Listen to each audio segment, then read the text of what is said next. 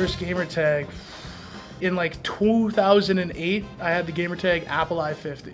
McBender 91. Alonso. Oh, it's a terrible gamer tag. Dan 2 Rock 4. God Rupert. C9 Frosty. I wasn't on C9. Sock my sock. Like the Pokemon, not like I don't know. Yeah. Electro knives. Oof, oof. 2 Z's, by the way. Oof. I don't know what I was thinking. It was like either Mega Jack or Super Jack and then some numbers when I was like 6 years old on Minecraft. That's absolutely horrible.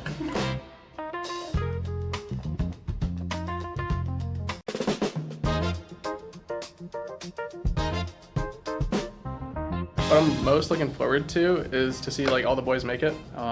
Div Winland. I think it's just a win. Like, our team has been going through a lot of changes. I want to see how far we can push it and see if we can finish third or get like a podium. Looking forward to competing with tough opponents and having a good time with my team. I really want to break that top 5, top 4 threshold. Winning seal. I'm looking for a revenge on CCL. Getting top 4. To be honest, nothing. I don't really have anything to look forward to. Next semester is what I'm looking forward to. I'm looking to win CCL. We only lost that one, so. What's up, guys? We're here with members of the Overwatch team for a Pokemon Roulette Wheel Challenge. On the wheel, we have different characteristics of Pokemon that they have to hunt down in the open world. The catch is, all the Pokemon that they have to find have been randomized, and they have to catch a Pokemon with that attribute. First one to get 3 is going to win the challenge. Yay! Yay! W Pokemon! Are you excited for Gen 10, guys? Yes. Oh my Pokemon God. Wind and Waves? Wait, you can't leak that. You're not allowed to leak that. Sorry. But we're gonna get canceled by Pokemon.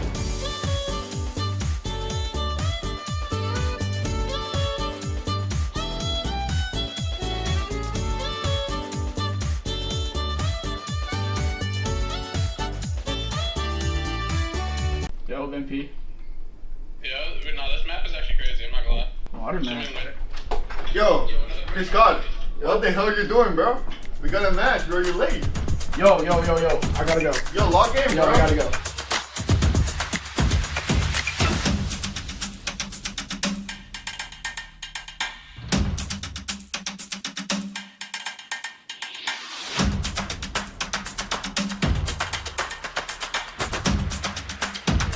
Now I'm good.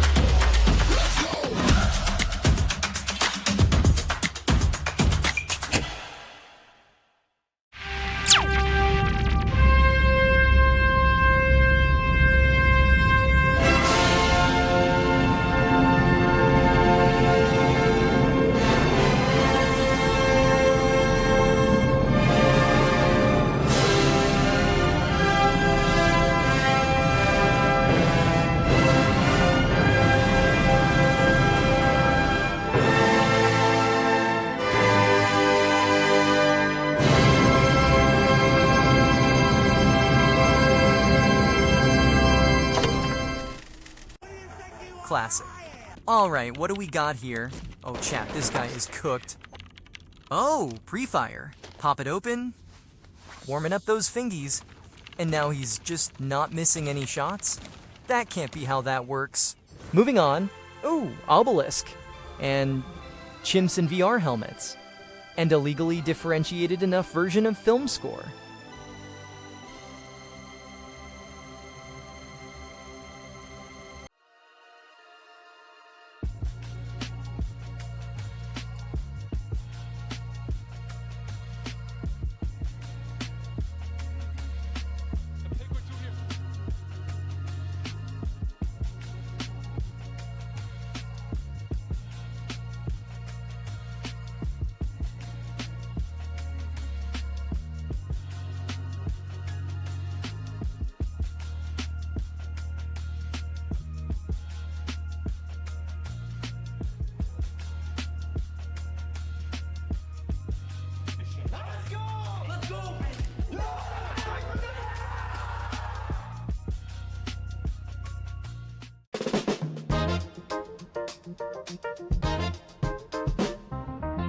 Toronto Defiant before they blew up. Probably FaZe. Gen G. Cloud9. 100 Thieves, probably. Dildux. TSM. It's gotta be Optic. G2. Face. Optic. Elena Rain. Favorite pro player, Lethal. I'm gonna go Faker. Faker, I guess. Can he be retired? Yeah. Scump. I'll say Scump. Shotzi. Fury. Selu. Carrier. Perks. Myself, I'm tier 1. Pokemon or Minecraft? Pokemon. Pokemon.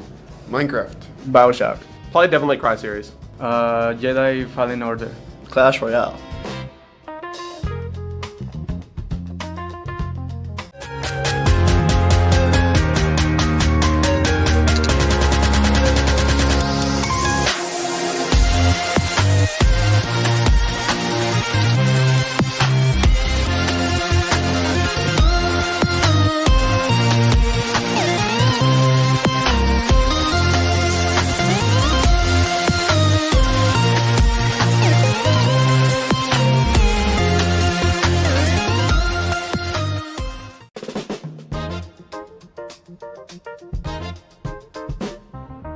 Probably around 200 to 400 bucks. Way too much. Way too much. Over 3K. Too much. Next question. Definitely over $1,000. I don't spend money in game items, so not much. Probably around like 2,000 over like 13, 14 years. So. Like $2,000, I want to say. On COD? None. Never spent a single dime on COD. What's the most amount you've spent in another game? Oh, too much to count on CSGO. Invisibility.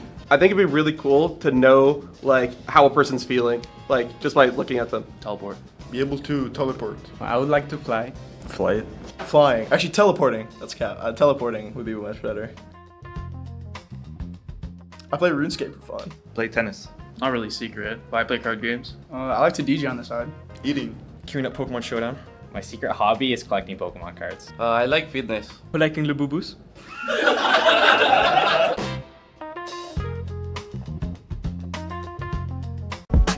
I like this tone. Yeah. My intuition is telling me there'll be better days. I sit in silence and find whenever I meditate, my fears alleviate, my tears evaporate, my faith don't deviate, ideas don't have a date. What's going on? How was map 1? Good. Ups and downs. We're up in the beginning. As we speak, I'm at peace, no longer scared to die. Most niggas don't believe in God, and so they terrified. It's either that or they be fearing they gon' go to hell. Asking the Father for forgiveness got them overwhelmed.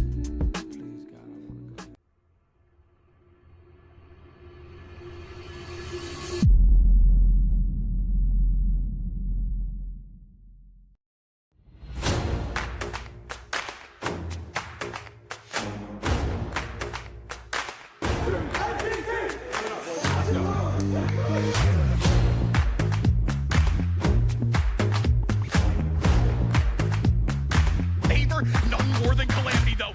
Left in 5, he'll be shut down. The rotation was for Cumberland, but St. Clair breaks the kidding me.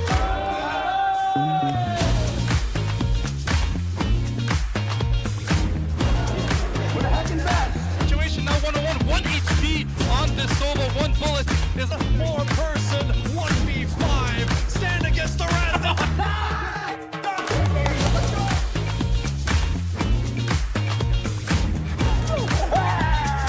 Guy to this ball, guiding it down, maybe even get one for the road. Our own standards here in this overtime period, because if we concede a goal, it's over for them.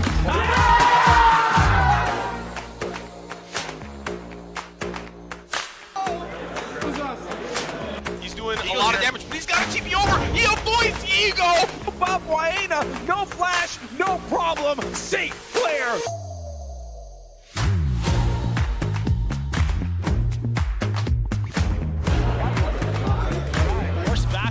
So low, Reddick's taking down 2, taking down 1. Immediately, this should be all she wrote. Soaks with 1 into Icy.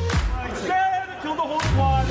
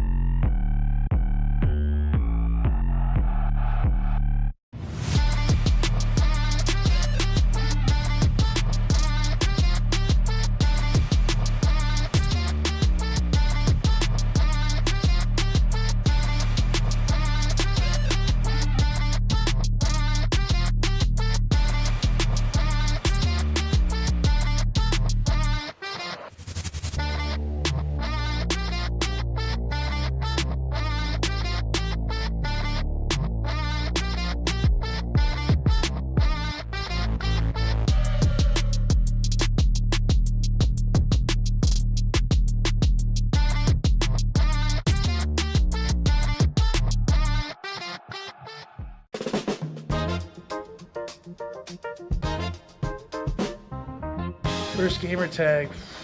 In like 2008, I had the gamer tag Apple I-50. McBender 91. Alonso. Oh, it's a terrible gamer tag. Dan2 Rock 4. God Rupert. C9 Frosty. I wasn't on C9. Sock my sock. Like the Pokemon, not like I don't know. Yeah. Electro knives. Oof, oof. Two Z's, by the way. Oof. I don't know what I was thinking. It was like either Mega Jack or Super Jack and then some numbers when I was like 6 years old on Minecraft. That's absolutely horrible.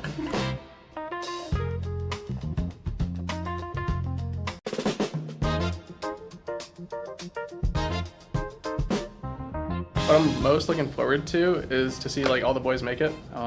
Div Winland. I think it's just a win. Like, our team has been going through a lot of changes. I want to see how far we can push it and see if we can finish third or get like a podium. Looking forward to competing with tough opponents and having a good time with my team. I really want to break that top 5, top 4 threshold. Winning seal. I'm looking for revenge on CCL. Getting top 4. To be honest, nothing. I don't really have anything to look forward to. Next semester is what I'm looking forward to. I'm looking to win CCL. We only lost that one, so. What's up, guys? We're here with members of the Overwatch team for a Pokemon Roulette Wheel Challenge. On the wheel, we have different characteristics of Pokemon that they have to hunt down in the open world. The catch is, all the Pokemon that they have to find have been randomized, and they have to catch a Pokemon with that attribute. First one to get 3 is going to win the challenge. Yay! Yay! W Pokemon! Are you excited for Gen 10, guys? Yes. Oh my Pokemon God. Wind and Waves? Wait, you can't leak that. You're not allowed to leak Sorry. that. Sorry. But we're gonna get canceled by Pokemon.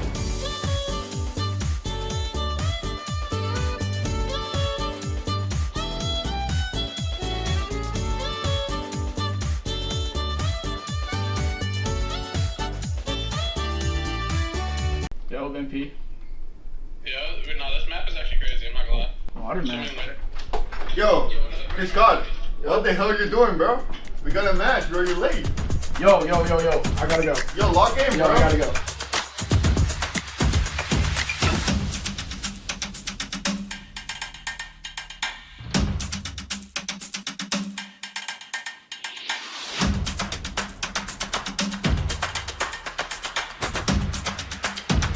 Now I'm good.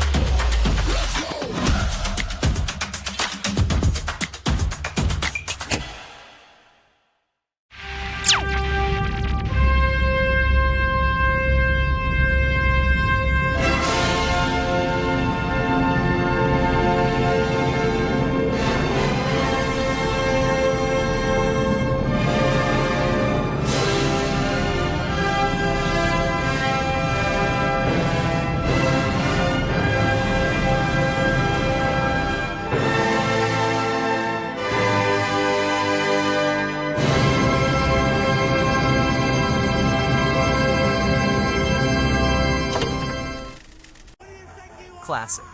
Alright, what do we got here? Oh, chat, this guy is cooked. Oh, pre-fire. Pop it open. Warming up those fingies. And now he's just not missing any shots? That can't be how that works. Moving on. Oh, obelisk. And chimps in VR helmets. And a legally differentiated enough version of film score.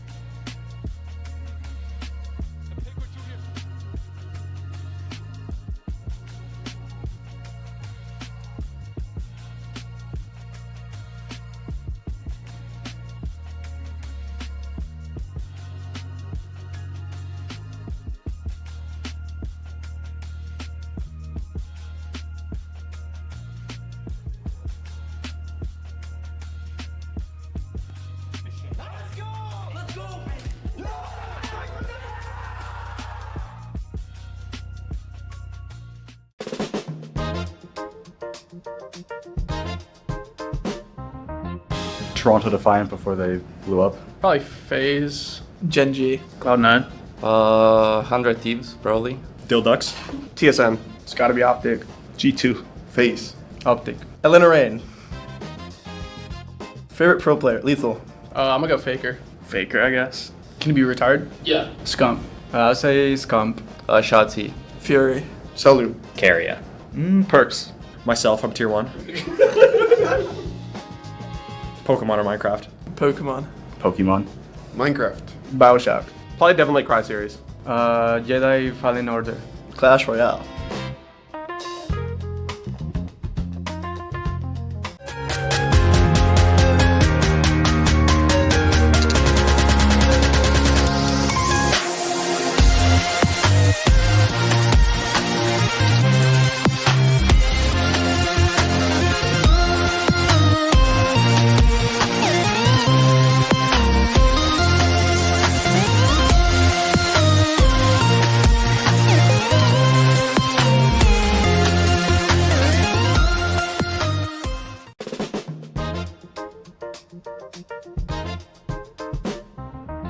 Probably around 200 to 400 bucks. Way too much. Way too much. Over 3K. Too much. Next question. Definitely over $1,000. I don't spend money in-game items, so not much. Probably around like 2,000 over like 13, 14 years. So. Like $2,000, I want to say. On COD? None. Never spent a single dime on COD. What's the most amount you've spent in another game? Oh, too much to count on CSGO. Invisibility. I think it'd be really cool to know like how a person's feeling, like just by looking at them. Teleport. Be able to teleport. I would like to fly. Flight. Flying. Actually, teleporting. That's cap. Teleporting would be much better. I play RuneScape for fun. Play tennis. Not really secret, but I play card games. I like to DJ on the side. Eating. Queuing up Pokemon Showdown. My secret hobby is collecting Pokemon cards. I like fitness. Collecting Labubus.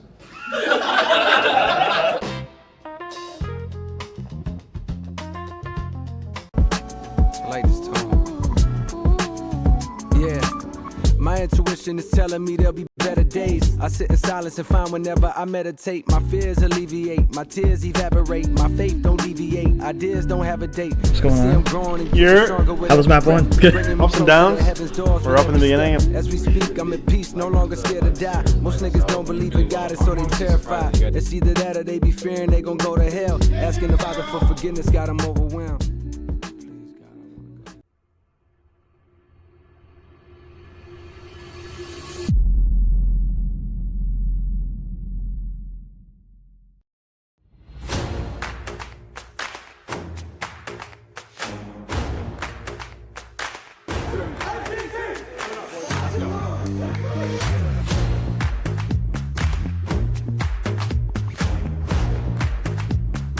Favor, no more than Calamity though. Left in 5, he'll be shut down. The rotation was for Cumberland, but St. Clair breaks through. Oh, Katie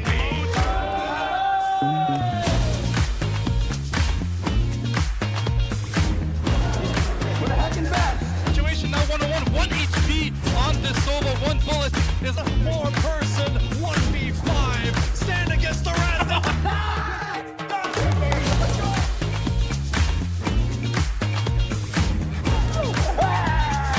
Guy to this ball, guiding it down, maybe even get one for the road. Our own standards here in this overtime period because if we concede a goal, it's over for them.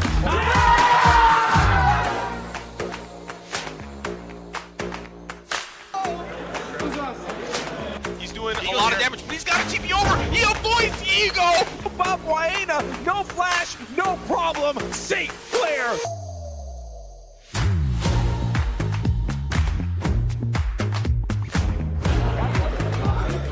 Horse back already so low. Redx taking down 2, taking down.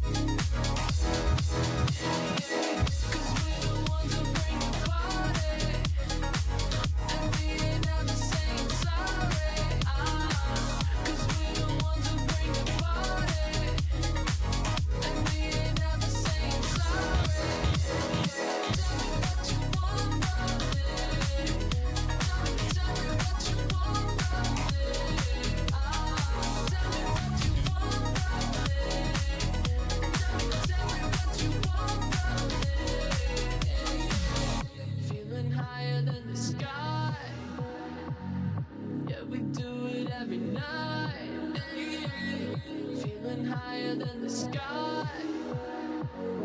Yeah, we do it every night.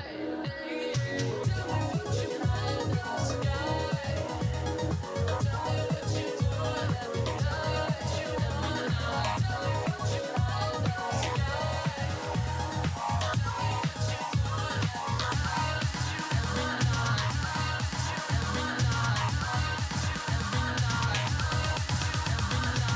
Cause we're the ones who bring the party.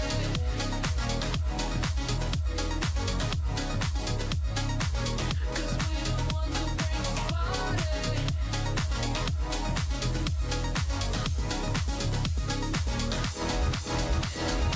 Tell me what you want from me. Tell me what you want from me. Tell me what you want from me. Tell me what you want from me.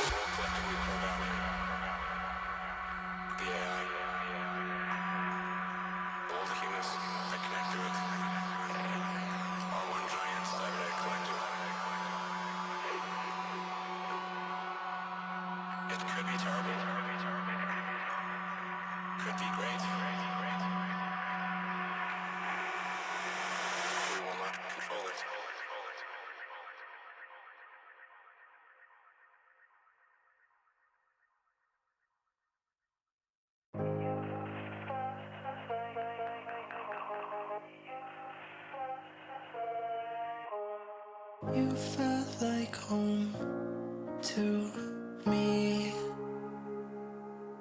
and this all felt real, truly.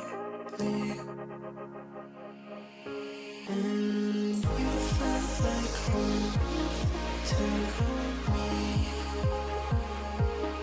and this all felt real, truly. And you felt like home to me, and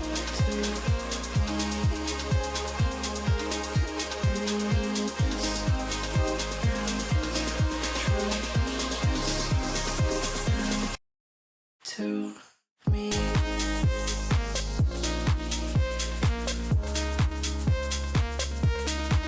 To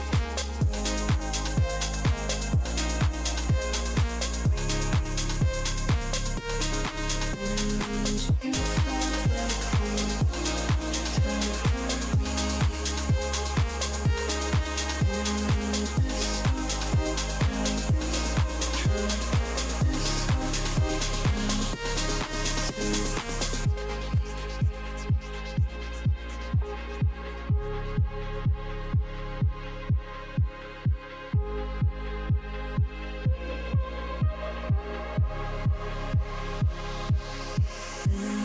you felt like home to me, and this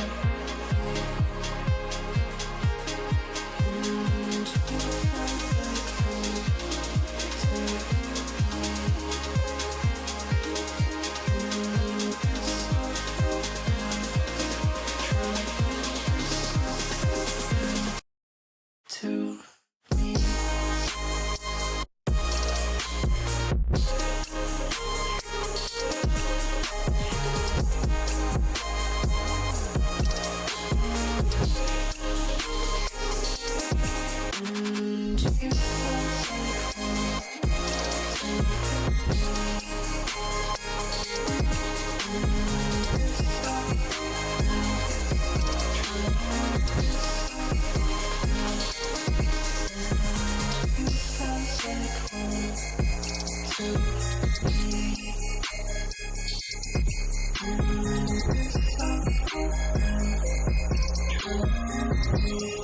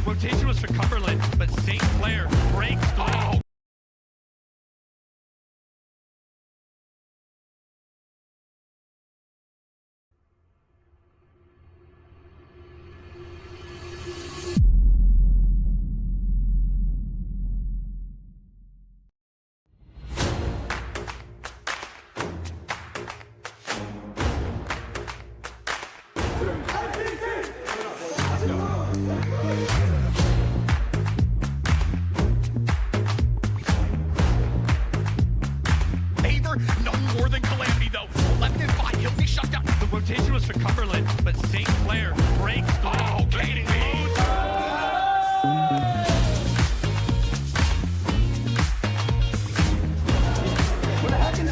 Situation now 1-on-1, 1 HP on this solo, 1 bullet is a 4-person 1v5. Stand against the rest.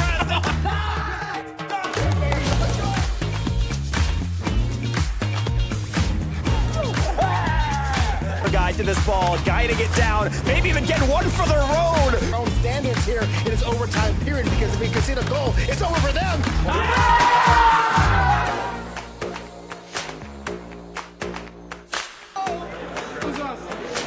He's doing a lot of damage, but he's got to keep you over. He avoids Ego.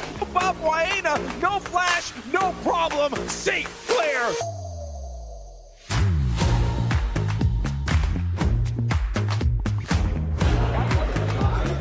Horse back already so low. Redx taking down 2, taking down 1. Immediately, this should be all she wrote. Soaks with 1 on the icy. Stand, kill the whole squad.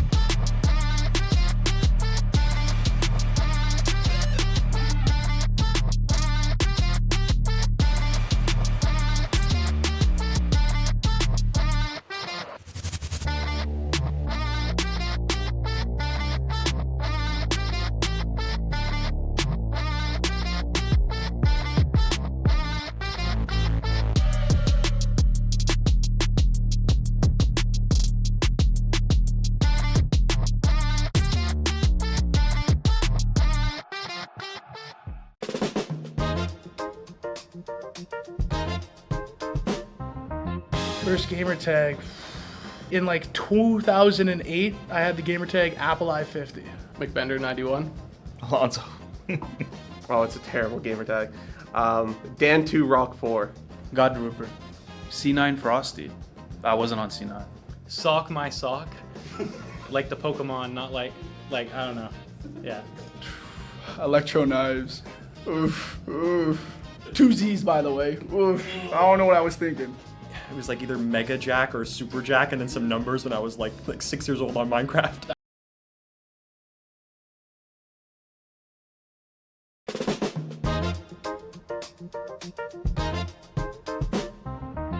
First gamer tag. In like 2008, I had the gamer tag Apple I-50. McBender 91. Alonso.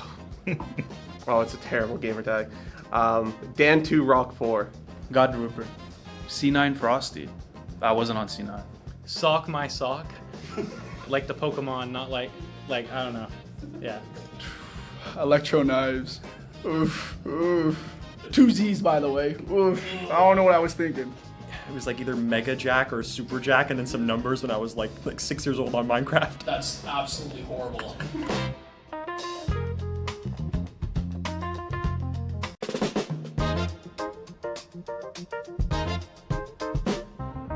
What I'm most looking forward to is to see like all the boys make it. Div Winland. I think it's just a win. Like, our team has been going through a lot of changes. I want to see how far we can push it and see if we can finish third or get like a podium. Looking forward to competing with tough opponents and having a good time with my team. I really want to break that top 5, top 4 threshold. Winning CL. I'm looking for a revenge on CCL. Getting top 4. To be honest, nothing. I don't really have anything to look forward to. Next semester is what I'm looking forward to. I'm looking to win CCL. We only lost that one, so. What's up, guys? We're here with members of the Overwatch team for a Pokemon Roulette Wheel Challenge. On the wheel, we have different characteristics of Pokemon that they have to hunt down in the open world. The catch is, all the Pokemon that they have to find have been randomized, and they have to catch a Pokemon with that attribute. First one to get 3 is going to win the challenge. Yay! Yay! W Pokemon! Are you excited for Gen 10, guys? Yes. Oh my Pokemon god. Wind and Waves? Wait, you can't leak that. You're not allowed to leak Sorry. that. Sorry. But we're gonna get canceled by Pokemon.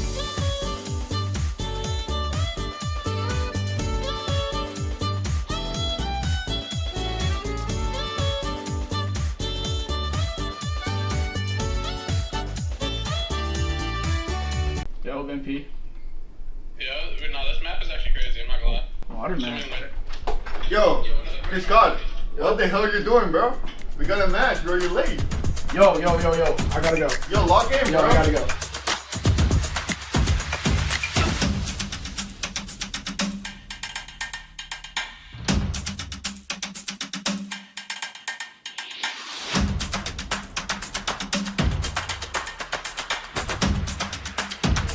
Now I'm good.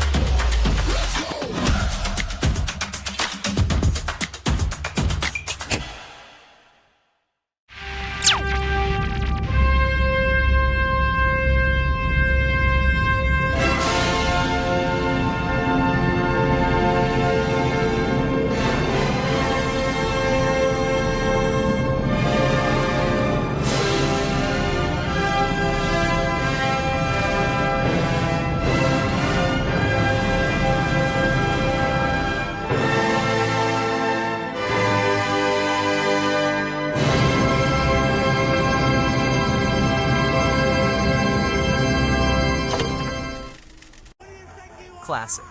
Alright, what do we got here? Oh, chat, this guy is cooked. Oh, pre-fire. Pop it open. Warming up those fingies. And now he's just not missing any shots? That can't be how that works. Moving on. Ooh, obelisk. And chimps in VR helmets. And a legally differentiated enough version of film score.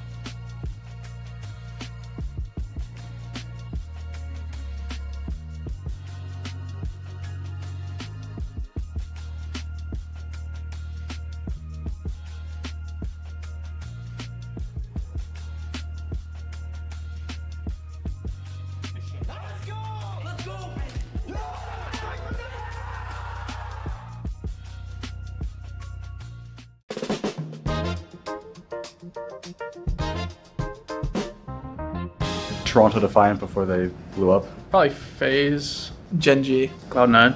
100 Thieves, probably. Dildux. TSM. It's gotta be Optic. G2. Face. Optic. Elena Rain. Favorite pro player? Lethal. I'm gonna go Faker. Faker, I guess. Can he be retired? Yeah. Scump. I'll say Scump. Shotzi. Fury. Salute. Carrier.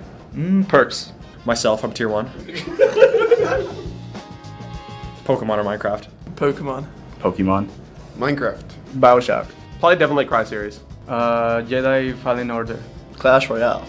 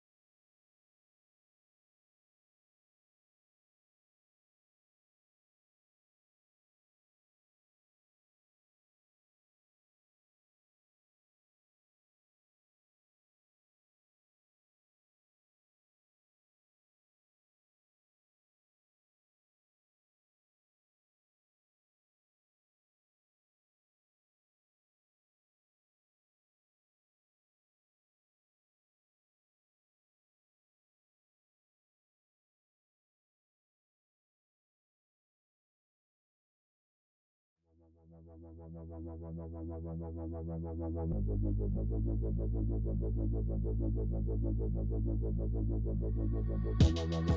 heard that you're better now.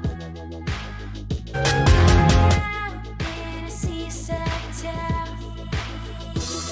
Always knew what I wanted reflected back to me. A life like mine kept me wondering if you are coming back. And I miss you in the winter with the windows down, a dazzling fire and a tarnished crown. Are you coming back? 'Cause holding on to you is like holding on to smoke. You're drifting through my fingers every time I think I'm getting close, and I go. You know it all. How you wrapped around my mind. You let me fall. You let me fall. You let me fall. You let me fall. You let me fall. You let me fall. Walls I built all tumble down, barriers of a heart I found, and I want it back.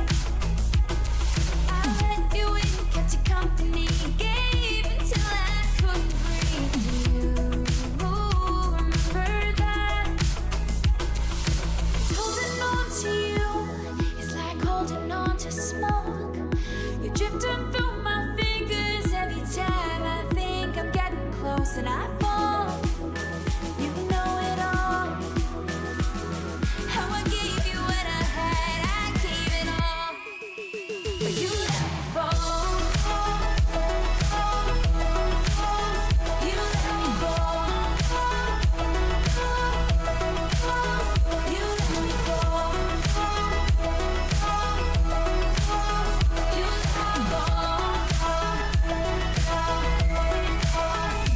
let me fall. 'Cause holding on to you is like holding on to smoke. You're drifting through my fingers every time I think I'm getting close, and I go. You know it all. How you wrapped around in my mind, and you let me fall. You let me fall. You let me fall. You let me fall. You let me fall. You let me fall. How did I get lost in my own orbit, revolving around the planet that no one else can find? I'm waiting for signals on my screen when the signs that I'm receiving are all delayed in time. Oh,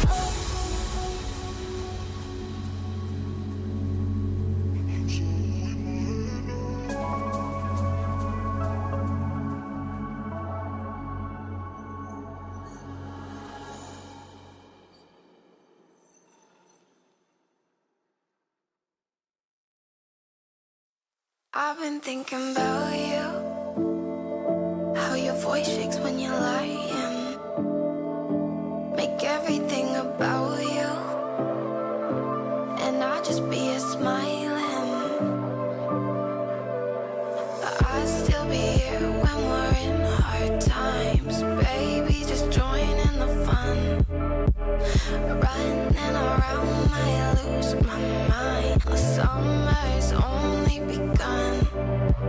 I'll still be here when we're in hard times. Baby, just join in the fun.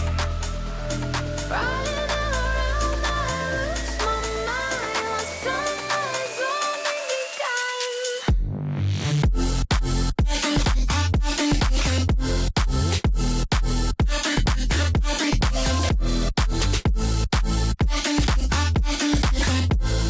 Summer's only begun.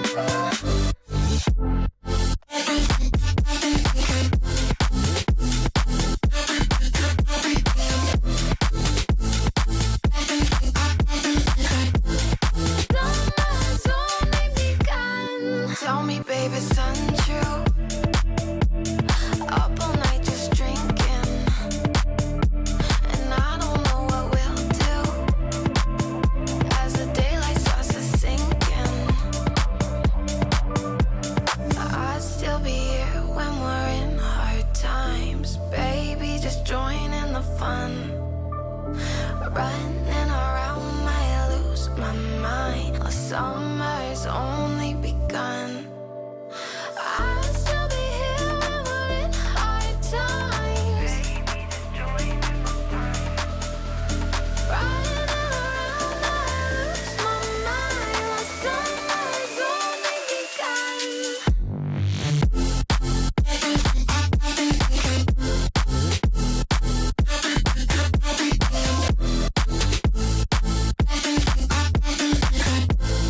Summer's only begun.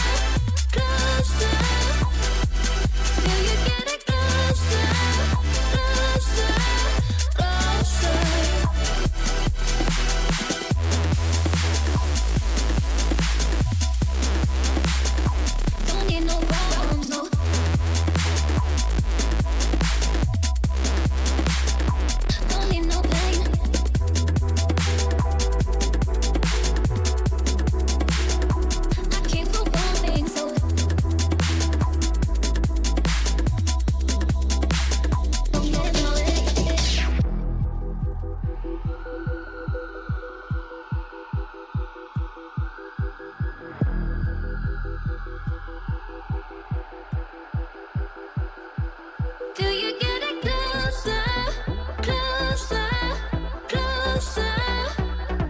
Still you get it closer, closer, closer.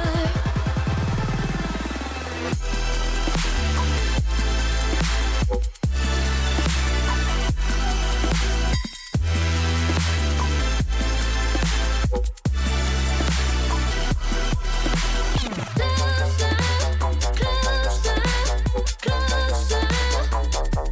Still you get it closer.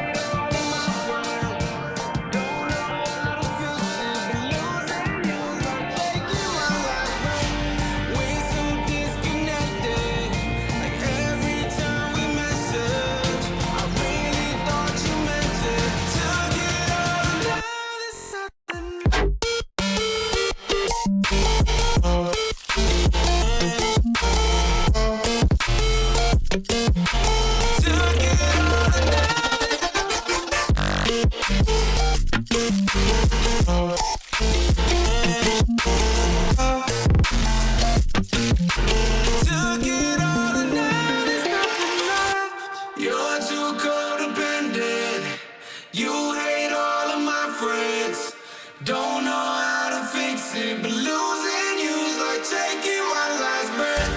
We're so disconnected.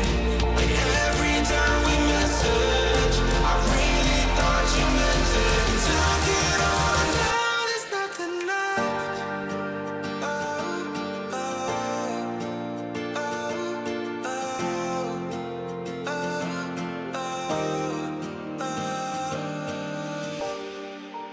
oh, oh,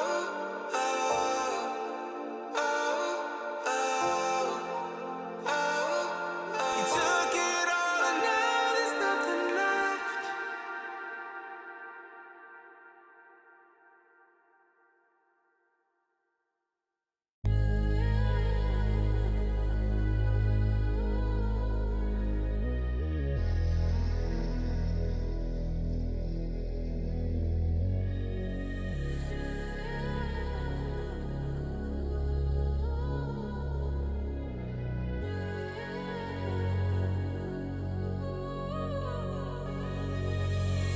I lie awake in the dark, wait another beat for the scene to start. I lost the line, missed my mark, can't make it back home, we've gone too far. Light a fire underneath me, let it swallow me whole. Feel it all around me, should've done what I was told. Now I'm stuck in oblivion, lost in time. Everything I've done, forgotten unless I survive.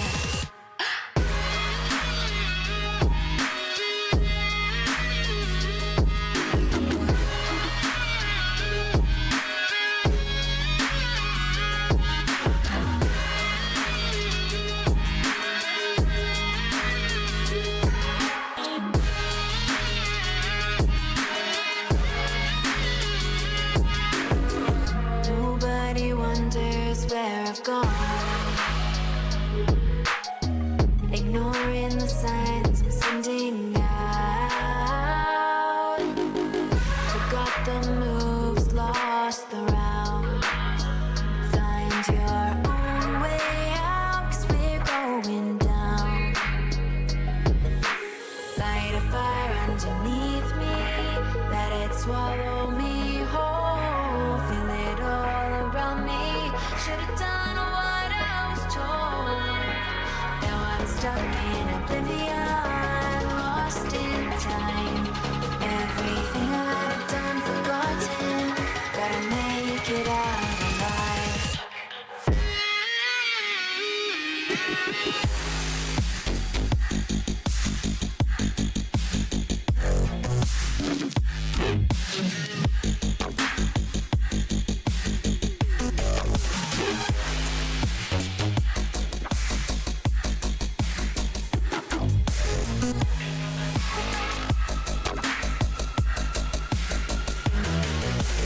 Light a fire underneath me, let it swallow me whole. Feel it all around me, should've done what I was told.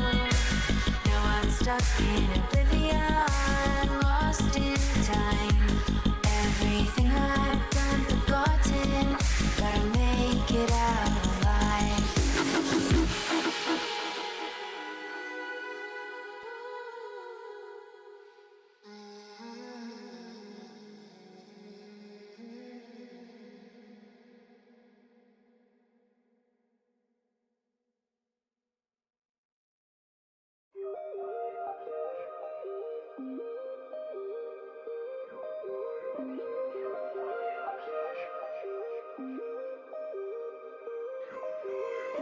I've been waiting for someone like you. I've been waiting. Can't believe I finally found you. Could you be the one I need? You're my obsession. You're my obsession. Yeah.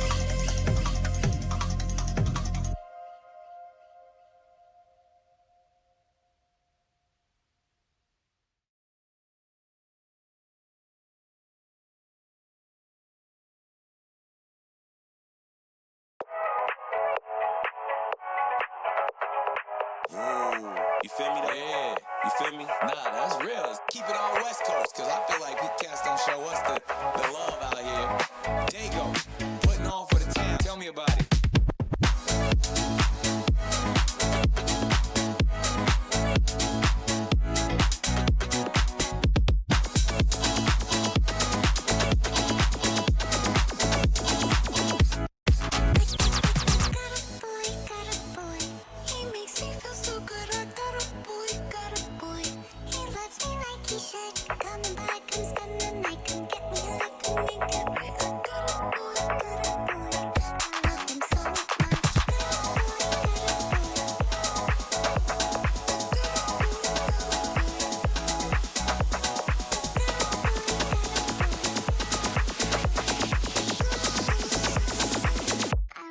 So much.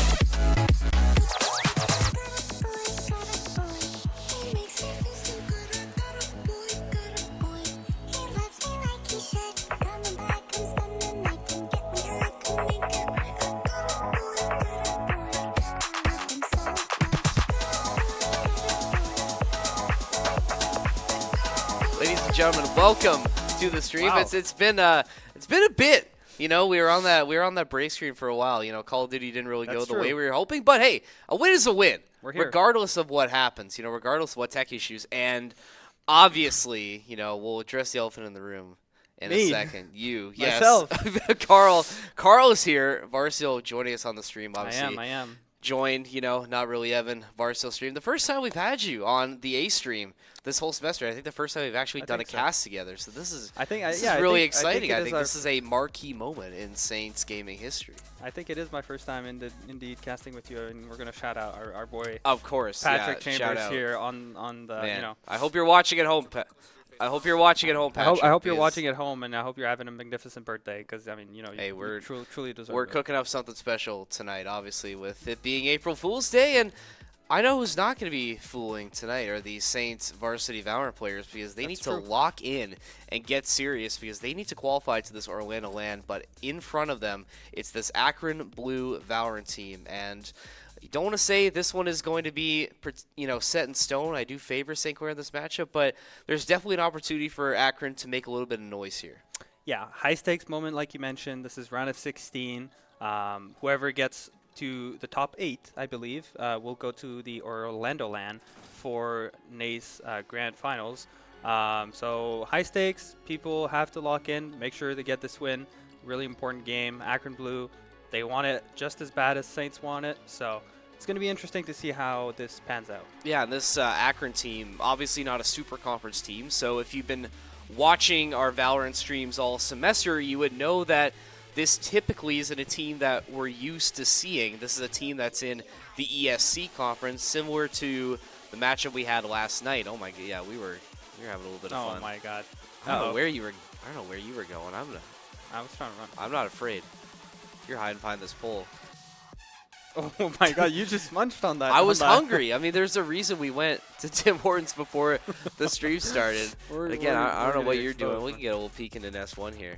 Let's see the guys warming up. That's instinct, just dialing in, which is good. That's what we want to see That's what they coming need. into this big matchup. And like we were saying with Akron, you know, 9-1 in the ESC conference, the first seed as well. So obviously there is something to talk about in terms of a skill diff. You know, you're talking about guys that are on a super conference team versus ESC, so there's a little bit of a skill diff there. But if you were tuning in last night with our league stream, that was another team from that same conference, and that was a 3-map finish for that series. I think they came out and surprised St. Clair a little bit, so I think, yes, this definitely favors St. Clair on paper, but they still need to be fully dialed in tonight, and that starts at the top. Everybody needs to be locked in, and we were sort of talking about players that need to make a big impact tonight, and I was highlighting Woody. I think has been a really solid addition to this team this semester, and he's been performing very, very well. And, I mean, speaking of good performance, I mean, we're just letting our Nexus boys cut network cables now. Is this what is this what we've come to? I mean, to be fair, these guys do this for their program. And speaking of Woody, there he is. There he is, Woody, the guy, the man, the legend, the myth, everything, the man himself. Oh wow, look at this. He's label out too. That's professional, right there. That is a pro. Oh my God. I mean, hey, it's April Fools. You know, we gotta have some funny content on there. Just let Oh, okay. So Instinct is just gonna be by himself. So enjoy your Instinct content while you can, guys, because he's not gonna be on the stage tonight. You can just imagine. You just imagine him in that spot, and we're getting real up close and personal here with the Valorant team. This is content that you can't get anywhere else. Only today. Only on April Fools will you get this content. As that's we can imagine what the stats might be like. Hopefully, it's going to be St. Clair with a 13 instead of a 0. But we got some maps to talk about. Here we go. They did come through. Lotus, Bind, Split Decider. It's going to be St. Clair starting on the attack. When we get to Lotus, and Carl, you had made some comments once we saw this map pool come through. You thought this looked pretty favorable for St. Clair, at least on paper. Definitely. I've been familiar with St. Clair's Lotus. I think that's a map they're very comfortable on. I think it being taken back into the rotation with the recent patch, I think brings in probably a new breath of fresh air for both sides. But I think St. Clair has been pretty dominant and confident on this map in its history, so I think that's definitely something that they're happy about. We see the Fracture ban coming up front, some an old map that people are not necessarily the most fond about. Yeah, I was going to say, I don't think we're really ever, not say ever, I guess, because that would be, that's a loaded word right there. But that is true. It seems like most teams right now just want nothing to do with Fracture, sort of like what Abyss was like in the previous map rotation, and I don't blame them. Fracture it's a little bit goofy, right? Like, it has this really unique feature, of this gigantic pit with these zip lines in the middle. So it is a very strange map to have to play around, where you have sort of these more comfort picks that might seem a little bit more favorable. But I mean, I think you take these guys anywhere. Like, this has been a roster that they've had a lot of ups and downs this year, but when they're up, the highs are very, very good. This is a team that has the potential to play at a very high level. It just needs to start at the beginning, right? They need to get off to a hot start. They play off of momentum a lot. They can play into emotion, and if they could just come in, locked in, and dialed from the start, they should have no problem. Yeah, I'm confident that these guys are able to bring this home. I mean, look at the roster here in Seth, Instinct, Tillo, Woody, JP. These guys have been working out together for this whole semester and even before then. So, I mean, happy birthday, Patrick. Happy birthday, man. You're not going to get away with this. I can't think of a better way to spend one's birthday than watching a Saint stream. Imagine you just spend your birthday at home, relaxing, being like, I'm going to enjoy the stream, just, watch the guys have a great stream, and then happy birthday. Happens. And then happy birthday, Hey. I mean, that's... We wish you could be here, Patrick, but it's okay. We miss you. We miss you. Hey. I'll keep the seat warm for you next time. Okay. All right. Well, anyways, the guys on the stage, they're keeping those, let's keep those fingies warm with those pre-fires. That's true. We got loaded up for them, and hopefully they can get off to a hot start. Let's talk about agents now, because we are going to be getting close to game time soon. Game time set to start at 8:30, so we should be getting our agent select very, very soon. We were looking at what St. Clair usually likes to run. When you talk about this Lotus, what do we expect to see coming through from a St. Clair side? What's an essential pick that needs to come through? I mean, I think this Lotus map has been has had a very stable meta over the past patches when it was in the rotation. Now having it come back with all of these new agents, all of these new, we have Waylay that's now available. We have Mix that just came out. I'm not sure if that's actually available at the moment. I don't believe it is. Think so. I mean, we have the new Harbor rework. We have Waylay that's now available into the game. The whole meta has changed a lot. Back when Lotus was in the map, where we were seeing a lot of those Omen Viper, Fade Rays, and then it was like a Vise or a Cypher or something like that, right? I think that's for the most part still going to be true. I think we might see some double duelists a little bit more. You know, get Waylay Ray's potential maybe. I think Fade is still very, very strong on this map. Same thing for Vise or Chamber as the Sentinel. You know, if we're trying to look at something a little bit more aggressive. But I think there's some potential for some cooking aspects without revealing too much. I'm looking forward to see what the teams have. Yeah, I think when you mention Chamber specifically, I mean, that's sort of the role that JP would usually fill, and I feel like the last time we saw St. Clair, at least on stream on Lotus, I think that was CVal. I want to say it was CVal semis going up against Fisher, and that did not go well at all.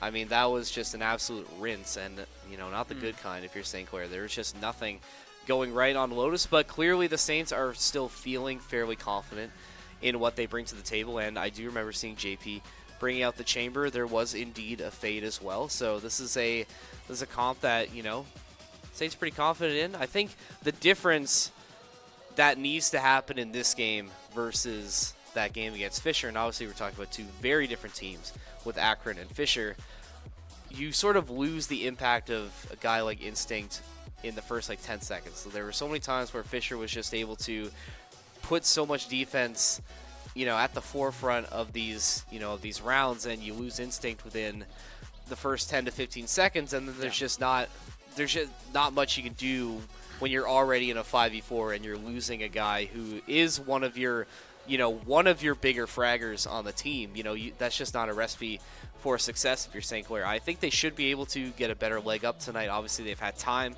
to work on this Lotus. This isn't Fisher College they're playing tonight, so I think they should be feeling pretty good. But obviously, time will tell once we get in there, and yeah, we'll see just what the team is set for tonight. But yeah, I mean, that's a good point you mentioned there, right? I mean, like, there's a lot that goes into playing Lotus, but I think that this early on aggression, like, we know how Lotus is made, right? This A side of the map is very, very heavy for early contention for the space, like over at Rubble and over by Tree. Always, most of the time, we're going to see people fighting very heavily for that area. So seeing those fights happen early on in those stages of the round is going to be something that's very important, and getting that first blood secured is what's going to get you the edge over your opponent most of the time, right? Yeah, absolutely, and I'm being told that we're mere seconds away from Agent Select, so hopefully our predictions came true. I mean, we did the research. I mean, I got the Valorant guy next to me right now, so I mean, you would think we know what we're talking about a little bit, and oh, no Chamber, unfortunately, but hey, you know, this is still a comp I'm not like super, I don't want to say surprised at. I mean, I don't think we've seen Woody pick up the Harbor, at least on stream yet, but I don't think that's a bad pick, because Harbor has sort of seen a little bit of a renaissance in the meta lately, and, you know, Seth picking up the smokes, Instinct on the Raze, Vito, someone for JP that, you know, if you don't have the Chamber, Vito is somebody he can also fall back on and be fairly comfortable with, and Fade, like we mentioned,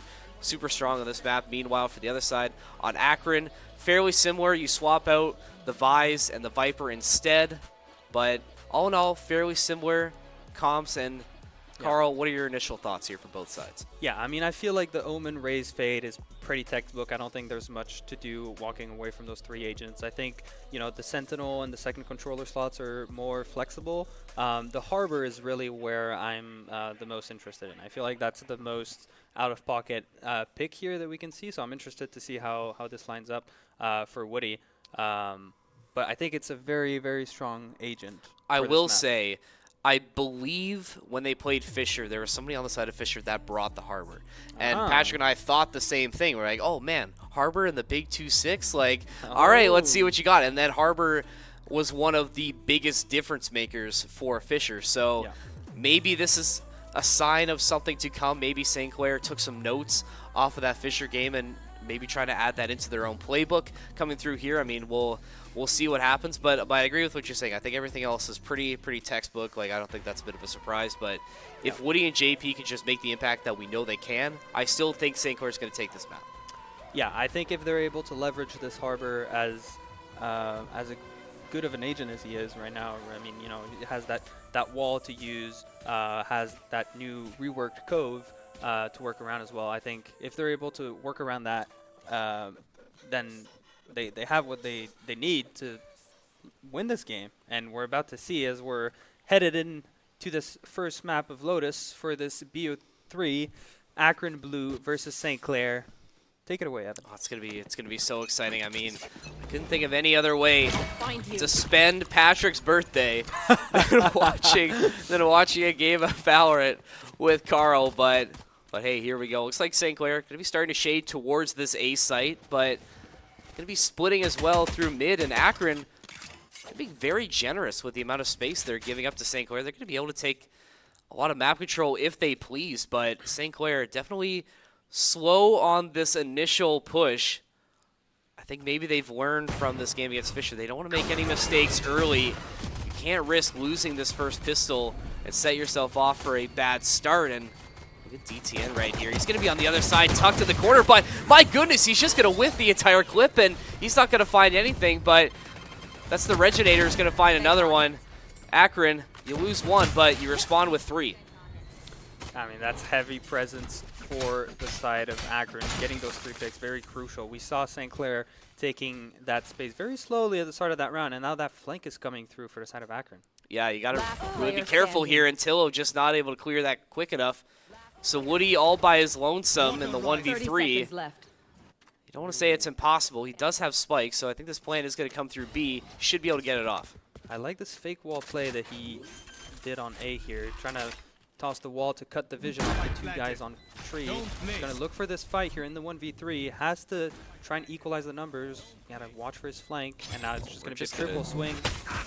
Got to get for this 1v3, but I mean, it's all what you can do after all. I mean, they're just going to get triple swung and going to have Akron take the best of Woody here. Yeah, and that Vise wall sort of denying him a chance to maybe back up and get a little bit creative with this positioning, but I think St. Clair as a whole, I think you just accept that that round is most likely going to be a wash. You at least get the spike planted so you get a little bit more funds in the back pocket, but that's a good start for Akron. They're able to hold out on this push and this flank. Definitely very effective to come through, and St. Clair down once again to start. You would think that they would lose this conversion, but you never know. Obviously, stranger things have happened. And as prepared as one thing we didn't get to talk about in the pre-show that you have some insight on is you were mentioning that Reginator for the side of Akron is definitely somebody to keep an eye on, because I think you had said that you played him when you were on the ACAD team last semester, and you had some insight as to what this guy can bring to the table. Yeah, I mean, it's definitely going to be someone to keep an eye on. I mean, he is a pretty heavy hitter on the side of Akron here, and going to definitely be someone to keep an eye out. As we see, slow walk onto C here.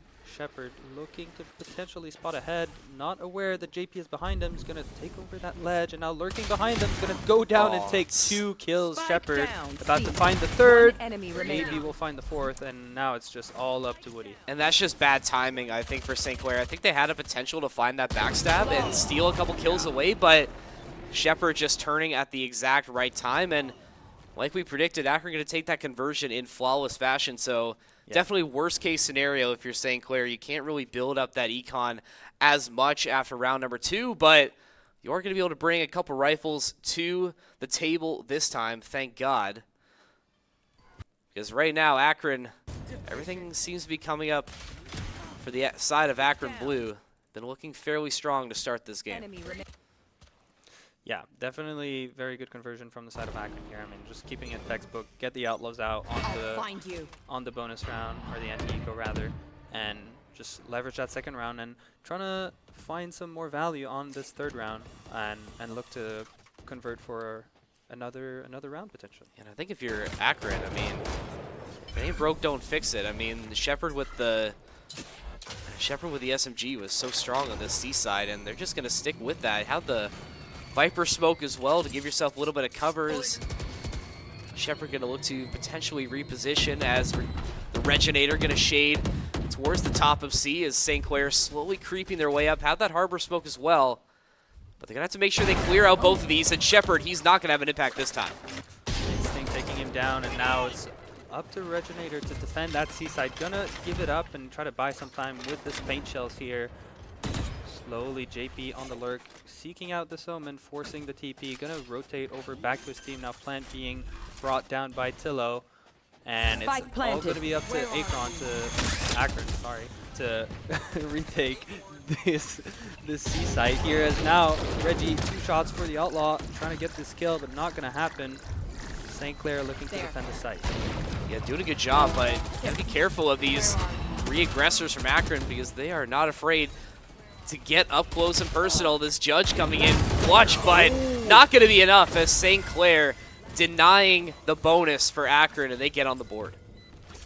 Yeah, very good post plant there from St. Clair. You know, maybe fielding a little bit too many casualties, a little bit, you know, a kill or 2 that they would have rather kept alive, but I think it's definitely still a good round if you see this replay come in. I mean, they just kept it, you know, they had the gun advantage, they kept it the fights at the long range, and you see like this Judge almost got the best of them, but they were able to get the trades and play together to close it out. Yeah, and good to get things back under control a little bit after, you don't want to say it was a bad pistol, but Akron definitely felt like they got away with a little bit for having these super tight angles and corners cover these rat spots almost, and it's going to be another fake coming through, going to put some phantom pressure out towards his A side. It's going to be up to the Reginator to solve this fake, and he's going to find Tillo, so another one down early for St. Clair, and this fake has been solved now, and now you're sort of left in no man's land.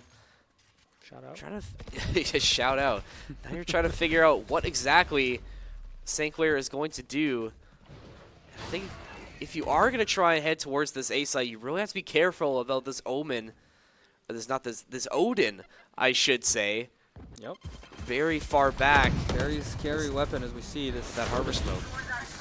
Yeah, this Odin is going to shred through those walls, and it can be very oppressive. It's the Instinct, which is going to go for this little Jiggles peek, walk away with the kill on horses, and now it's creeping up slowly on the side of Akron, and might not be expected on the heaven side as St. Clair is taking B, but Reggie gonna taken down by Seth. One enemy and now remaining. Instinct will also be able to pick up 1, and now it's only Shepard up in the 1v3. Yeah, I really like how St. Clair approached that round. You know, you lose Tillo early, but that definitely doesn't deter the team. And great refrags as well. Woody especially had a really solid one, very quick after you lose JP to DTN, and they find themselves tied in round number 4, and we can get a replay of how this round goes. I mean, Reggie on a super solid flank here. I mean, that's just picture perfect right there. I mean, Tillo you just don't have that reaction time, but you should have been able to find that kill coming out of the smoke. I think that's definitely the biggest mistake that Akron has made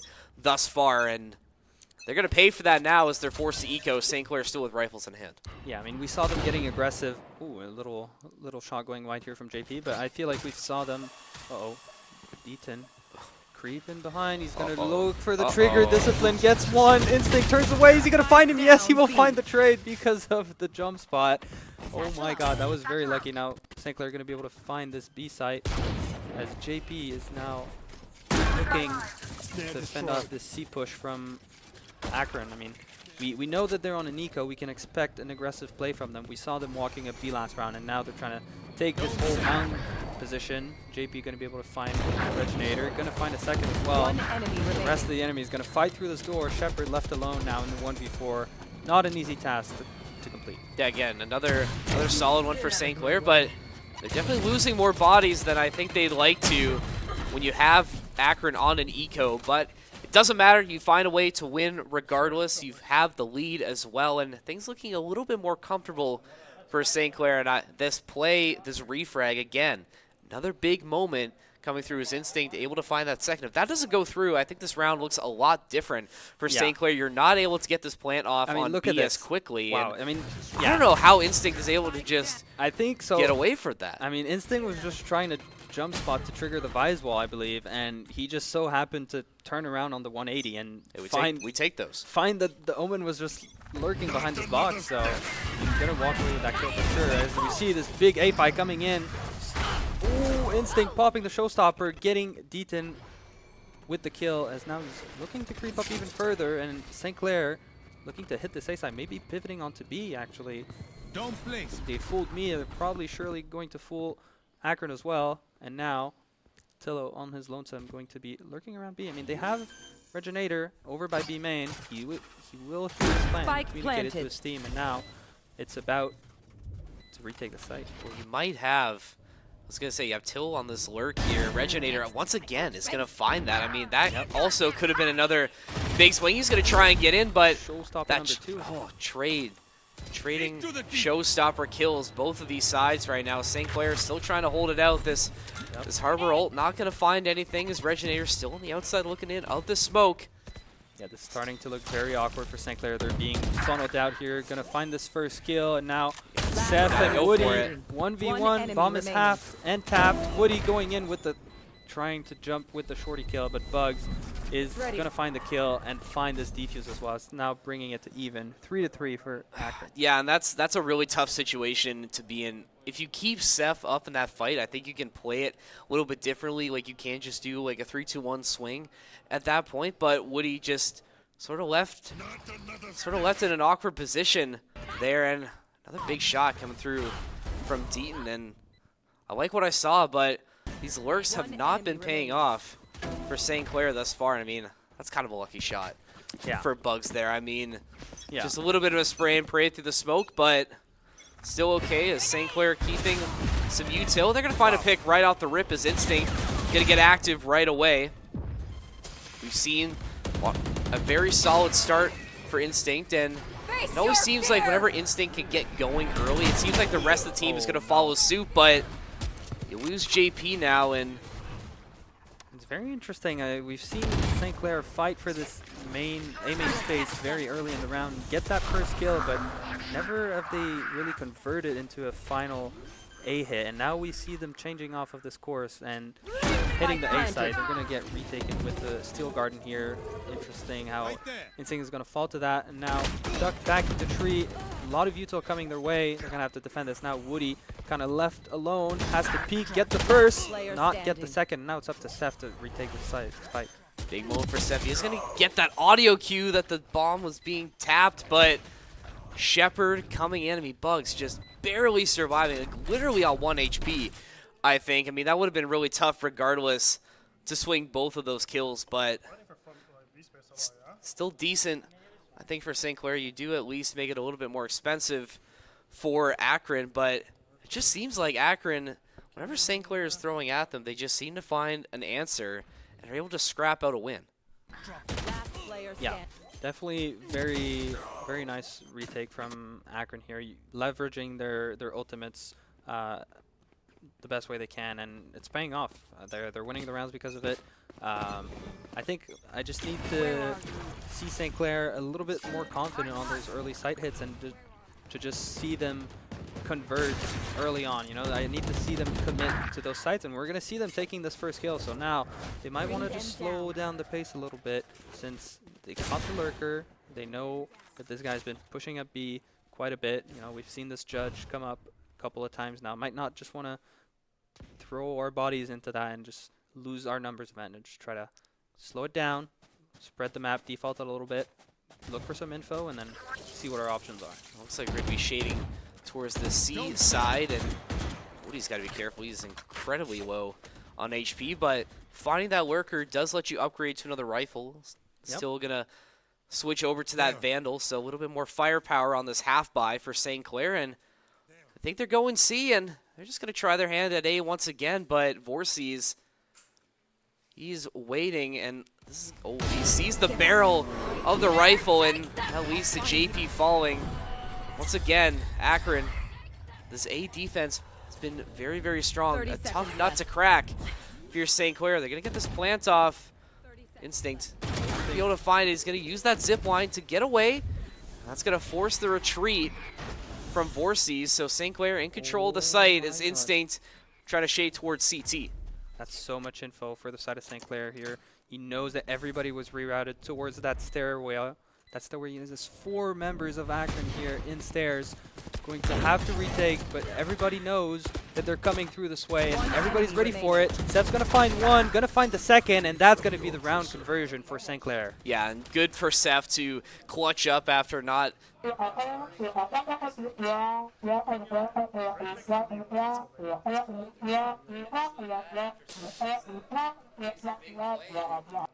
It's still going. It's still going. It's still going. It is April Fool's. It is April Fool's. You know, it's like I don't. Sometimes it's like I don't know what to trust or who to trust anymore. But hey, I know what I can trust. Seth make a big play like that, and Coach stepping up to make sure Saints stay in this game, and still not up at 4. This one's been close, but St. Clair looking to press the advantage with Akron forced to eco in round number 9. Look at Instinct. He's going to try and spray through the smoke there. Not going to find anybody, so that Ohm going to TP away. Going to rotate. Ray's looking. Door open. Ray's just got that spot back that Ohm just left from. They're going to get cleared by the Boombot, though. Instinct going to pick up that kill. Ooh, not necessarily going to get traded off, as Omen's going to spend his second TD. Looking for a third potential kill, and now Instinct going to pick up a second. Looking for this Omen. We know he's here. He will fall, and now that's a free A side for St. Clair. Yeah, this is really the best execute we've seen. And again, I know it's on an eco, but it's still really good to see, especially Instinct leading the way. We talked about how a lot of this offense really runs through this duelist for St. Clair, and to see him start popping off like that really is a good sign for the overall health of this series. And if JP can ensure the flawless, which he does, really, really good for St. Clair to deny Akron a chance to build up the eco again, and now they can press the advantage as we get close to the end of this first half. Yeah, I think that's very well said, Evan. I mean, this is just textbook round from St. Clair here, getting their confidence back up with those early kills. Just, you know, not being scared. Let's just hold on to our basics. Just make sure that we're doing everything correctly. Let's not be afraid of them, and just use our numbers advantage, our weapon advantage, and just roll through the site that they're trying to hold. But I mean, they're not going to be able to stop us. We have the better guns, right? So let's just be confident and hit it. And that's what we did. Now, new whole round ahead of us. I mean, once you get a Vandal in Reggie's hands, he's just able to do a lot. And you can speak from personal experience that this guy's a shooter. Yeah. This guy has the ability to make a big impact for Akron, and you don't want to say lets them punch above their weight here, but they're definitely putting on a good show against one of the top teams in Collegiate Valorant. Obviously, this game's still far from over, but I think if you're St. Clair, this game has gone a little bit closer than you probably would like. Just means to be so valuable to end this half on a positive note. Right the ship. So you want to make sure you can qualify to that LAN after some ups and downs, let's say, for this season of Valorant. St. Clair knows the pink shells here are going to be looking a little different. Now, we know that this raise on the side of Akron, I mean, Regenator has just been lurking through this B main this whole half, and we've got to be careful about him. We know that we don't have the space, and St. Clair might be looking to go back towards A here. They have Instinct deep into the CT spawn. Might want to pay attention to this guy, as he's going to apply a lot of pressure on the lurk.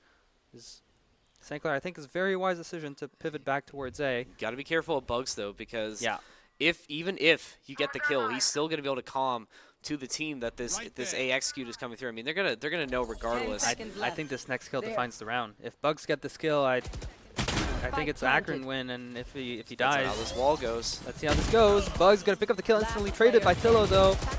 Gonna be traded as well by Deepin. Instinct dropping down, gonna get a kill of his own, but that's not gonna be enough, and that's gonna be Akron walking away with this 5th round. Well, you called it correctly. I mean, Bugs was able to find the kill. Yes, you get the refrag if you're St. Clair, but at that point, it's already too much damage because you're down 1 in a 2v3 scenario.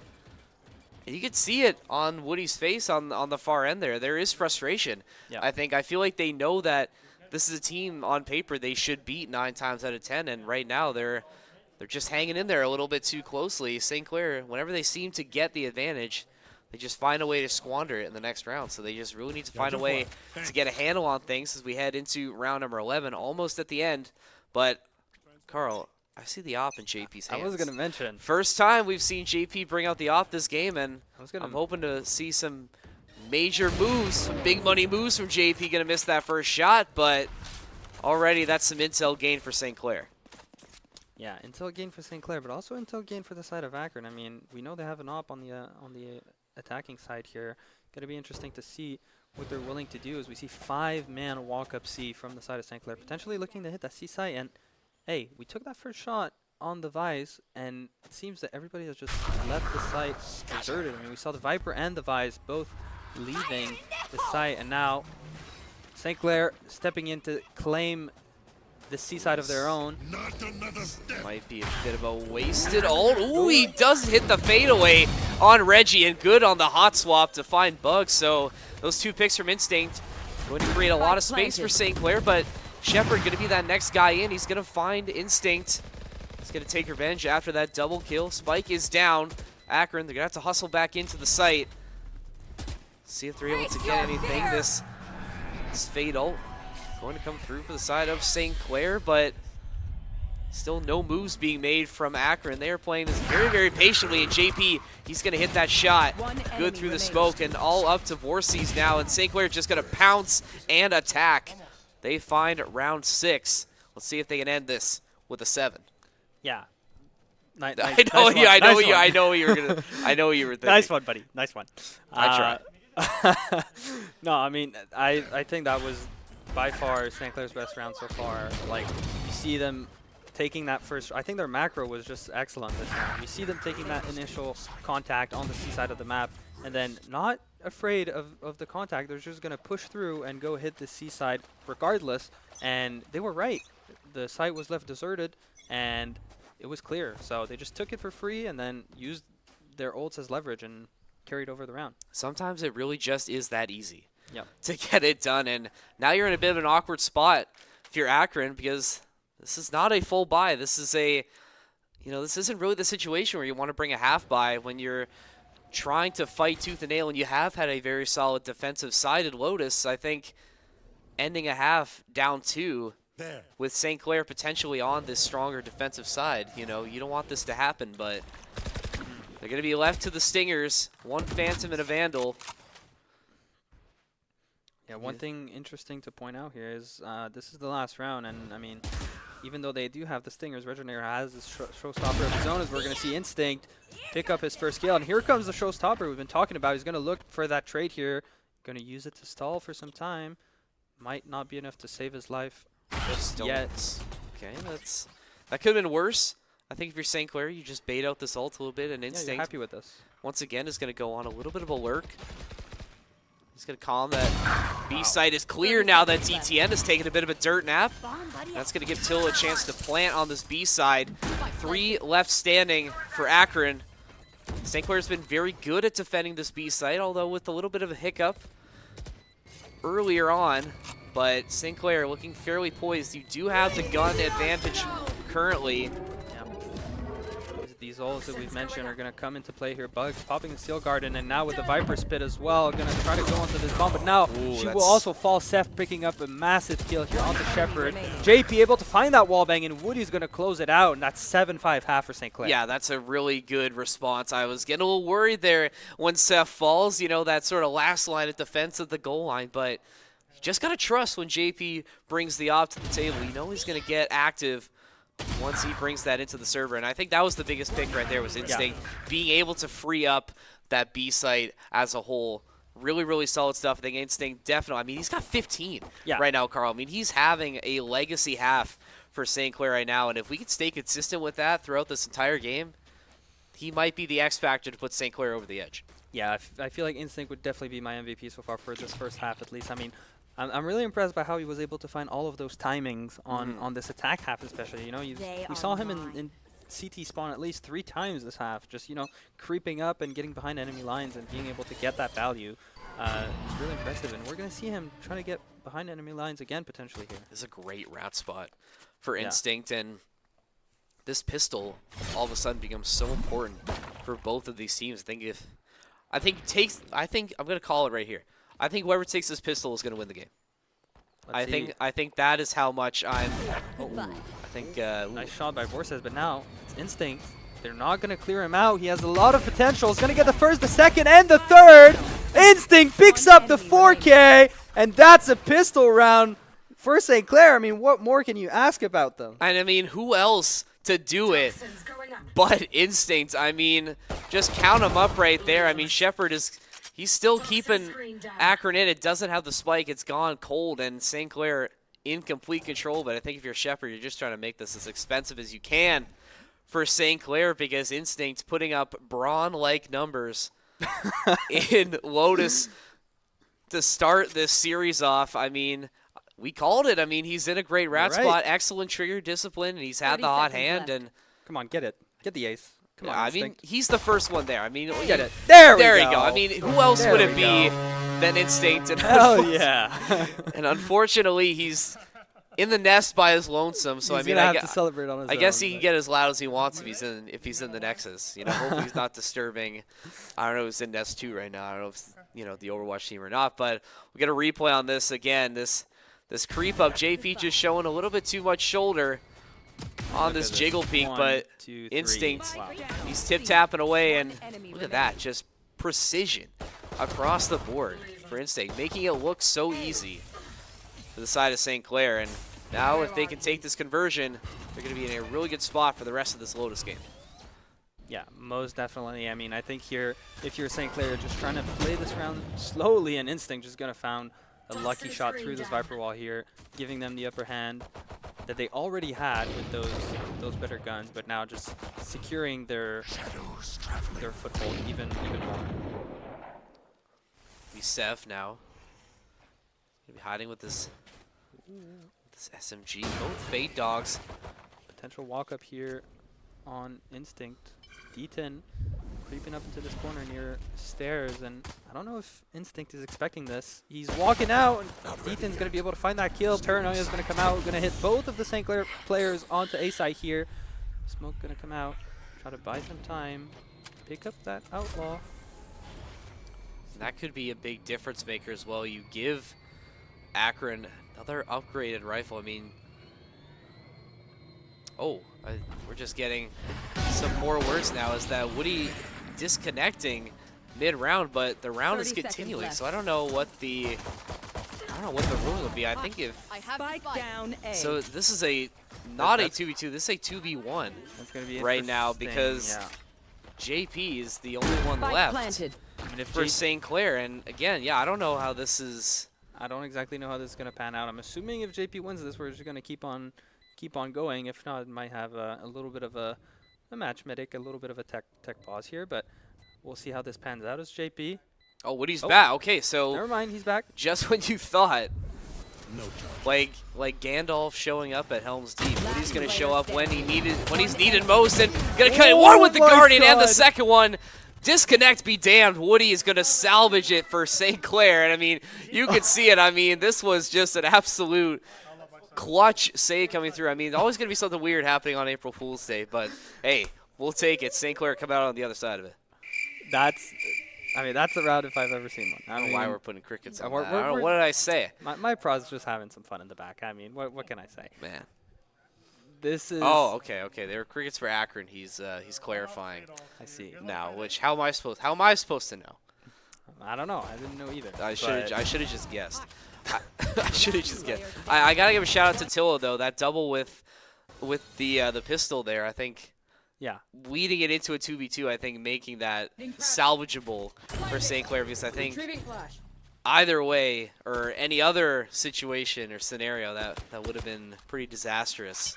I think, you know, one of your best players DCing mid round and somehow coming back just in the nick of time. But we continue on. Yeah, and he's closed it out too, right? I mean, I think them being able to keep the vibes is really good for their mental. As now we see Renovator creeping up on that C site, and we've got JP with the Bucky, tucked out of Ben, looking to hold down the site. But I think Akron was mostly looking to apply just a bit of pressure, and they're going to fall back off this C space now, trying to re-clear and regain the safe space. But St. Clair not looking to give it up just yet. Ooh, Sev.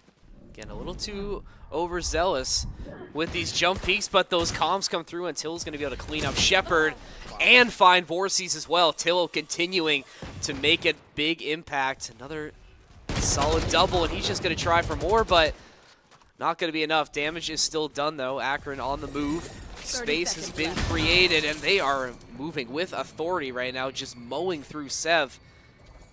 30 seconds, let's go. Woody, this next line of defense. Instinct as well coming through CT with the big one. Woody spray and pray, not going to find it. Instinct cleaning it up. St. Clair hit double digits.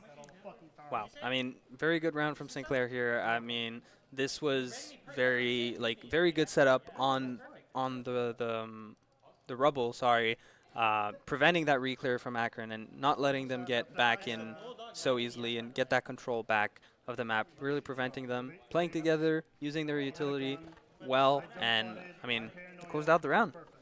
They closed out the round, and hey, they don't ask how, they ask how many.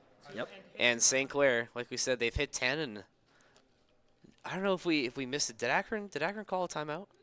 I don't know. I didn't. I don't know. I think we both missed it. I don't know if they did. You know, that might not be a bad call with how this attacker side has gone for you. I mean, it's just nothing has been working. If you're Akron, this has been all St. Clair all day. And even though you've had opportunities, you just can't close it out. And yes, this timeout does come through. You know, that's good guess. Every once in a while. Every once in a while, I get a good one. I get a good one in there. That's the last 7 of 8 going the way of St. Clair. It's it's a rocky start, but they've clearly found their way in this second half, and all led by instinct. I mean, this has been his game. Yeah. And I don't think there's any ifs, ands, or buts about it. He's been the MVP on map number 1. That's the kind of performance they need to lean on, especially if they want to try and punch their ticket to this land. Yeah, most definitely. We're going to see here Akron looking to take control of this mound space, and Seth going to be holding the space, trying to get some spam damage here through the Viper orb. Not going to find much, but we'll get the info at least. We know the Fade and Viper are there. Ooh, Shepard on the lurk trying to pick up his own kill, but going to be found by 3. That's a lot of info for both sides now. Seth on the C side, going to find the first. Regenerator's going to fall. Blind going to come through, stall them out a little bit. Regenerator and Akron are going to have to find another way in. And this double smoke on the C main door is going to really slow things down if Akron wants to execute onto the C side, and I don't think they're going to want anything about it. Pressure applied, and they're going to move elsewhere. Try and head up through mid, but Instinct is going to be that first line to try and stop them. But I say that, and DTN can hit a nice shot to make this a little bit more interesting. 4v3. It's Akron trying to figure out where they want to go. They're going to have to start moving quick. It's going to be DTN, or D10, I should say, with the spike, and there's a lot of space over on this A side. It's just going to be Tillo. Yeah, I mean, I feel like, nice shot from never Bugs mind. here. Very nice shot from Bugs. Might be able to give them the space that they needed. I mean, I was about to say that St. Clair had a very steady hold, but, Tillo on this jump spot had the info for the A line here, but not anymore, and Akron's going to be able to take all of that space with Tillo gone and turn this into a 3v3 post. Yeah, Seth and Woody going to be coming through CT to try and go behind, but you lose Seth, and now it's going to be up to Woody and JP to try and clutch this out for St. Clair. JP, he's going to be late to the party. He's going to have to win this 1v3, and that's another good shot from Bugs. So Akron stop the bleeding and find their way back on the board, but I don't think it's panic stations yet for St. Clair. You've given yourself a considerable cushion on this defensive side. The defense has been very good thus far. That's the first time it's really cracked on the second half, so I think this is just an instance of GG go next for St. Clair. Yeah, I mean, you can't let yourself get overrun by a single round loss. I mean, you just gotta, these are things that are gonna happen, and you just gotta keep your head up and just make sure you're able to close it out. Which I'm sure St. Clair is in the right headspace. But JP, speaking about some headspace, gonna find a headshot onto D10. That's gonna give him quite a bit of space on the C side. Yeah, great opening for St. Clair to get things back under control a little bit.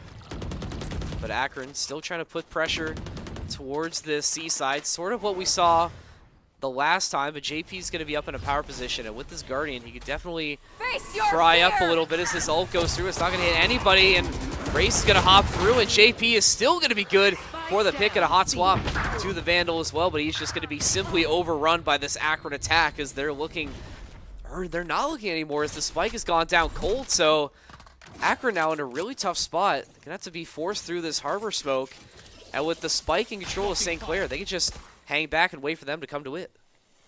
Yeah, in very, very hard position. I mean, Instinct has the first contact here as Akron is going to walk up through. They might have slipped through the fingers of this net, but, I mean, not going to be enough when you're facing against Instinct. There's only so much you can do when the guy is just balling out right now. And, I mean, hey, we can hype him up a little bit. You know, we can glaze a little bit. I mean, I think it's pretty warranted in this case. He is having a fairly solid game. And St. Clair, you know, I think we were a little bit worried at the start with how back and forth it was going. But they've really started to assert their dominance on this defensive map. And I think JP here being able to find the pick on Reginator, that's the big one right there, because Spike being in control of St. Clair, like we said, that shuts down everything Akron's trying to throw it at the Saints. Yeah. And that pace is the difference maker. It looks like JP is going to be that guy again, but Reggie, he's a little smarter, bringing the shotgun this time. And that's going to be a nice clear out and space created for the University of Akron. Yeah. Not able to teleport away here. JP is going to fall before, or as we see the potential Sea Snake here, Tillo going to be able to find the skill, bring it back down to a 4v4. Shepard trying to find the equalizer, not going to find it. Instinct will find his demise, and now Reginator on his lonesome, going to have to defend the spike with all he wants, but he's going to pay it with his life, and that's a 12th round and a match point for St. Clair. The retake was just so strong. I mean, that's just unrelenting. St. Clair was, and you could just tell the confidence they have to be able to swing and just ego challenge like that, because they know they're the better team in this situation, and they're definitely finding their way forward. And now you get yourself to match point. Just close it out from here. I mean, Akron, what do? Do you try and go for this seaside again? I mean, clearly it just hasn't been working at all. Yeah. If I were Akron here, I'd maybe try to pull off something a little bit more fancy with our ultimates, maybe try to do a fake with a Noman ult, or try to go behind enemy lines, something like that. But do you have a showstopper in your back pocket? The Viper Spit as well, so assuming they can get onto a site, maybe really quickly and execute, you know, and just use that Viper Spit to maybe stall out a retake. But I don't even know. At this point, I mean, you're playing for your life in this game. How many resources do you want to try and gamble? Oh, here goes your gamble. Showstopper going to come in, but Seth going to take that right away. And now 4v5, Reginator, no more Showstopper for the side of Akron, and they have to find another way. And Bugs is going to bring out an open door. And that's big, because he gets that kill before the Harbor Smoke comes out, and now the space has been created. That Viper Spit going to come out on B. So now Akron, they're going to be nestled pretty comfortably. As St. Clair, they're going to have to try and fight through, but Instinct, he does not care. Viper Spit be damned. He's still going to try and swing in. Showstopper not going to find anything, but this Boombot might be able to get a little bit more intel. Viper standing right on the edge of this Viper Spit right now. Steph's going to find one through the smoke, and now JP going to try to find this big. Bug's going to find out the best of him, though. We'll find Instinct as well through the smoke. I mean, when you're in that Viper Spit for too long, get down to 1 HP due to those toxins, and one bullet, you know, one stray bullet, and then you're done. That's, you know, that's okay. And like we were saying, if you're Akron, how much do you want to try and gamble on this next round here? And I think if you're St. Clair, you baited out a lot of ults in that situation. You know, you don't have that Viper Spit anymore. The Showstopper is a non-factor as well. So honestly, I think if you're St. Clair, it's not the end of the world to drop that round there, because you are still able to fully buy into this next one. Yes, Akron is as well, but the tools in their back pocket, definitely not as strong. I mean, you still have that Omen ult, but yeah, how much is that really going to do for exactly you if the rest of the toolbox is empty, right? I mean, now they're going to have to find a way to, oh, maybe that's a way. Find that. That's not a tool that's usually in the toolbox, but I mean, we'll whip it out of the back pocket if it gives it the advantage. Force is finding the headshot through the smoke here, and that's going to be basically a free A site for the University of Akron. St. Clair and JP and Tillo on this long CT side. Spike will go down, but St. Clair, they're going to try and get this retake, but both those CT players are going to fall, and that's going to force St. Clair to potentially save here. Yeah, I mean, very good early picks found by Akron here, securing that A side of the map, and I think is just really forcing St. Clair into a very difficult position, trying to get that retake without a lot of map control. We see like 4 players coming through heaven and stairs. You don't really have a lot of info. I mean, usually when you're trying to retake that A side of the map, you want at least 1 or 2 players, either from breakable door or on the full side flank to, you know, kind of crunch in on your enemies. But without that, it's very hard to retake, and we saw that just now. And it's going to force them into a save, rather play that a little bit on the safer side, as, you know, they're on match point, nothing really to risk. We still have a couple rounds to use as leverage, so might as well use that instead of throwing our lives away. Yeah, I think that's definitely a call you can make here, but you drop this round, and if everybody falls, that's going to make things just a little bit more interesting. St. Clair, they've had it in the bag, and again, if you've been watching our Valorant streams, you know this is a common occurrence, it seems, with Saints Valorant, is sometimes they get to match point in a big lead, and they have trouble closing things out. I don't know what happens. I don't know what the reasoning is, but there are just some struggles sometime for the Saints team, and they're just going to need a little bit of an extra lock-in to secure this final round, because the University of Akron, they're not going down without a fight. This fight can be sent towards this B site because Spike already down, and nobody really home for St. Clair, just completely wide open. Yeah, and we're going to see Shepard here on the lurk. Potentially going to find JP with the judge, though. Going to have to back away. Not able to really take that fight. They're going to find one and a second. Paint shells to disturb into the pit of B here. Boombot's going to come in as well. Now Tillo trying to look for that retake. Magnificent to see. He's going to buy them a lot of time and space. Yeah, really good util usage from St. Clair, but Shepard, he's going to be good, and now the spike starting to tick down, and these swings are going to have to come through for St. Clair, and they do indeed. They squash the narratives on this map. St. Clair gets a little bit dicey at the end of Lotus, but a strong defensive side to build up that cushion leads to a map 1 win and some flashes of dominance from guys like Instinct.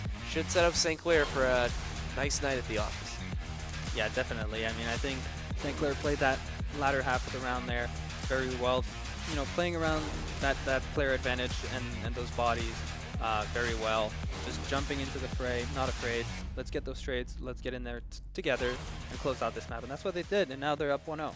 So. And now, you know, you're up on 1-0, and let's double check and see whose map pick this first one was. Sure it looks like that was St. Clair's map pick. So you win your own map pick, you go to bind, and I don't think that's necessarily a bad thing. I don't think St. Clair has a terrible bind, but we can break that down a little bit more once we get on the other side of this break. When we come back, map 2 coming your way shortly. You don't want to miss it. We'll be right back.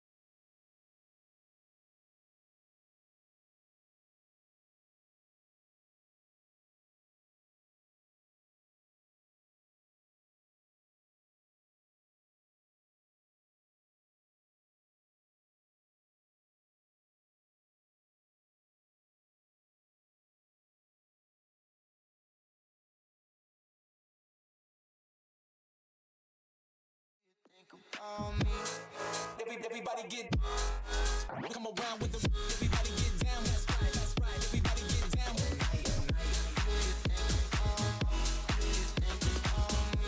get down. That's right. That shit fucking hard, bro.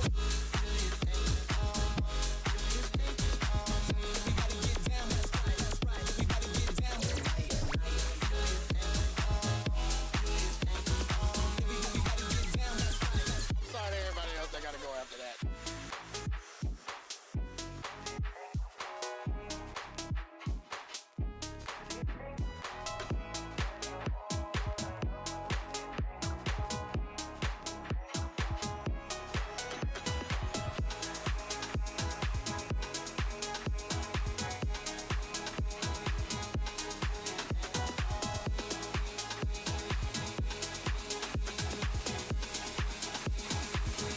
Do you think about me? Everybody get come around with the everybody get down. That's right, that's right. Everybody get down. Everybody get down. That's right, that's right. Damn. Everybody get down. That's right, that's right. Everybody get down.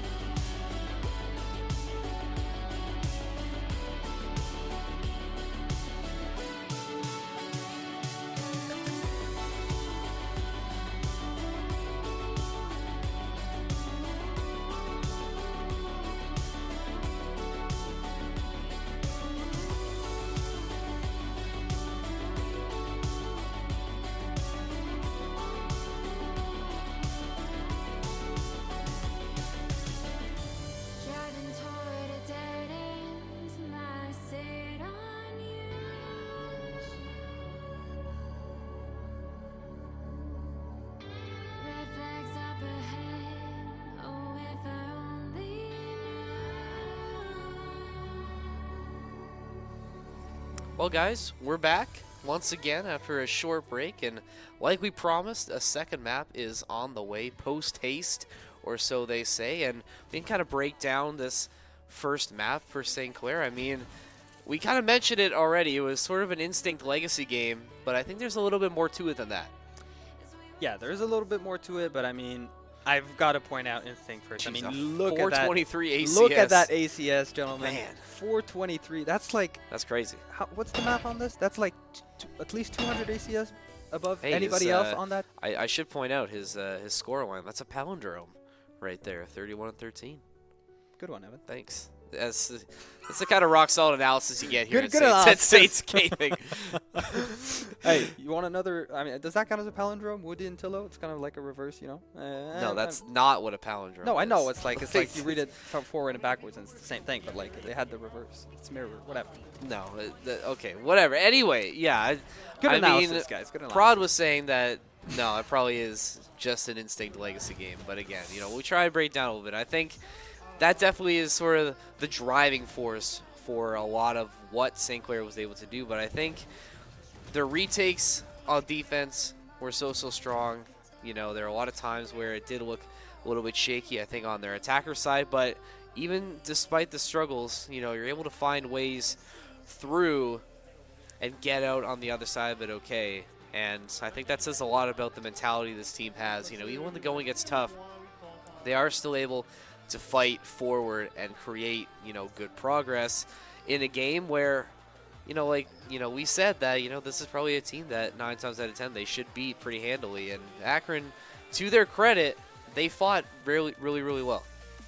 Yeah, they definitely did. You know, especially on that first half, there was a lot of back and forth going in between those two teams, and I was definitely like questioning myself about who was gonna get the upper hand for this map, but St. Clair kind of just locked in and dialed in and just make sure that they were relying on their basics and playing together as a team, and they kept their head up, kept the mental, and stuck together as a team. And I mean, Instinct kind of acting as the spearhead of that specific map, I think definitely helped them get all the way through that map of Lotus. Well, hopefully they can, you know, redouble their efforts for this second map of Bind. Obviously, like we said, this is Akron's map pick, and I still think Bind, like, even though it might not be, you know, one of the best, quote-unquote, for St. Clair, I think Lotus definitely is in that sort of upper echelon. You know, you got your Lotus and Breeze, and, you know, you could probably argue that Haven is maybe on that upper side as well, but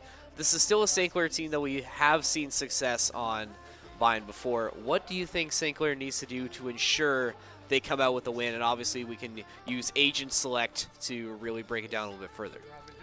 I think, yeah, like you mentioned, I mean, I feel like this is definitely one of the maps that St. Clair is happy to play. I'm assuming that would be the same thing for Akron since they picked it. Yeah. But I think so far, just looking at this, I think the most interesting thing for me here so far is that Gecko. Yeah, I was thinking the same thing. I think that's probably, once again, I mean, Woody picking just all of the unorthodox agents. You know, we got the Harbor on the Lotus on the first map, and now Gecko on Vine. I think it's definitely going to be interesting how this plays out. Definitely been an agent that's been proven to be pretty solid in the past on this map. You know, the agent in itself has been facing a few changes here and there since then, so going to be looking forward to how that's going to pan out. But I think there's definitely a lot of value that can be brought. You know, double controller, Brimstone Viper, pretty standard on Bind. Raze as well, pretty standard. Fade, just pretty textbook. Waylay and Tejo on the side of Akron, though, is going to be a bit interesting. I feel like Waylay is definitely playable, a bit more interesting ever since the latest patch with the small nerf that you received, but I think it's definitely still an interesting character, and there's a lot of possibilities to do, especially when paired with that Tejo. You know, there's a lot of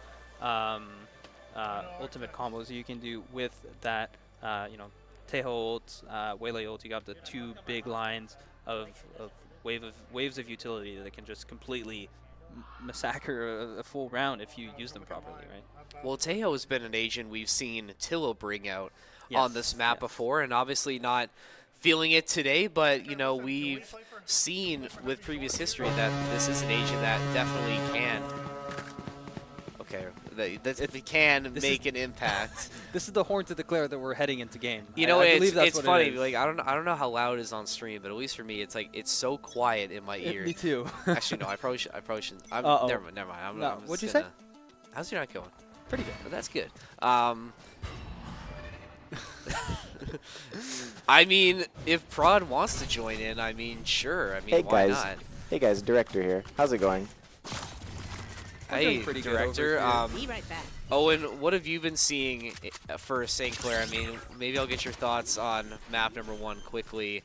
Obviously, you said it was an Instinct Legacy game, but Well, I think Instinct Isaac Walton just needs to do more for the team. Just give us a second, chat. We've got the producer talking to us, giving us his analysis on map 1. While They we've can got hear me. this. they can hear you. Oh, they can hear. They can hear me. You just got pranked. You just got pranked, bro. I'm the one who You just got pranked. I got pranked. Wait, by hold my on, guys. prediction, but Hold on, I guys. I mean, need a direct. Give me a second. We've got to lock in back on this pistol here. I mean, I didn't. Yeah, even know well, that I was a gonna thing. say These guys are just taking it away. It just sort of slipped. You know, it just sort of slipped under the cracks of that because St. Clair.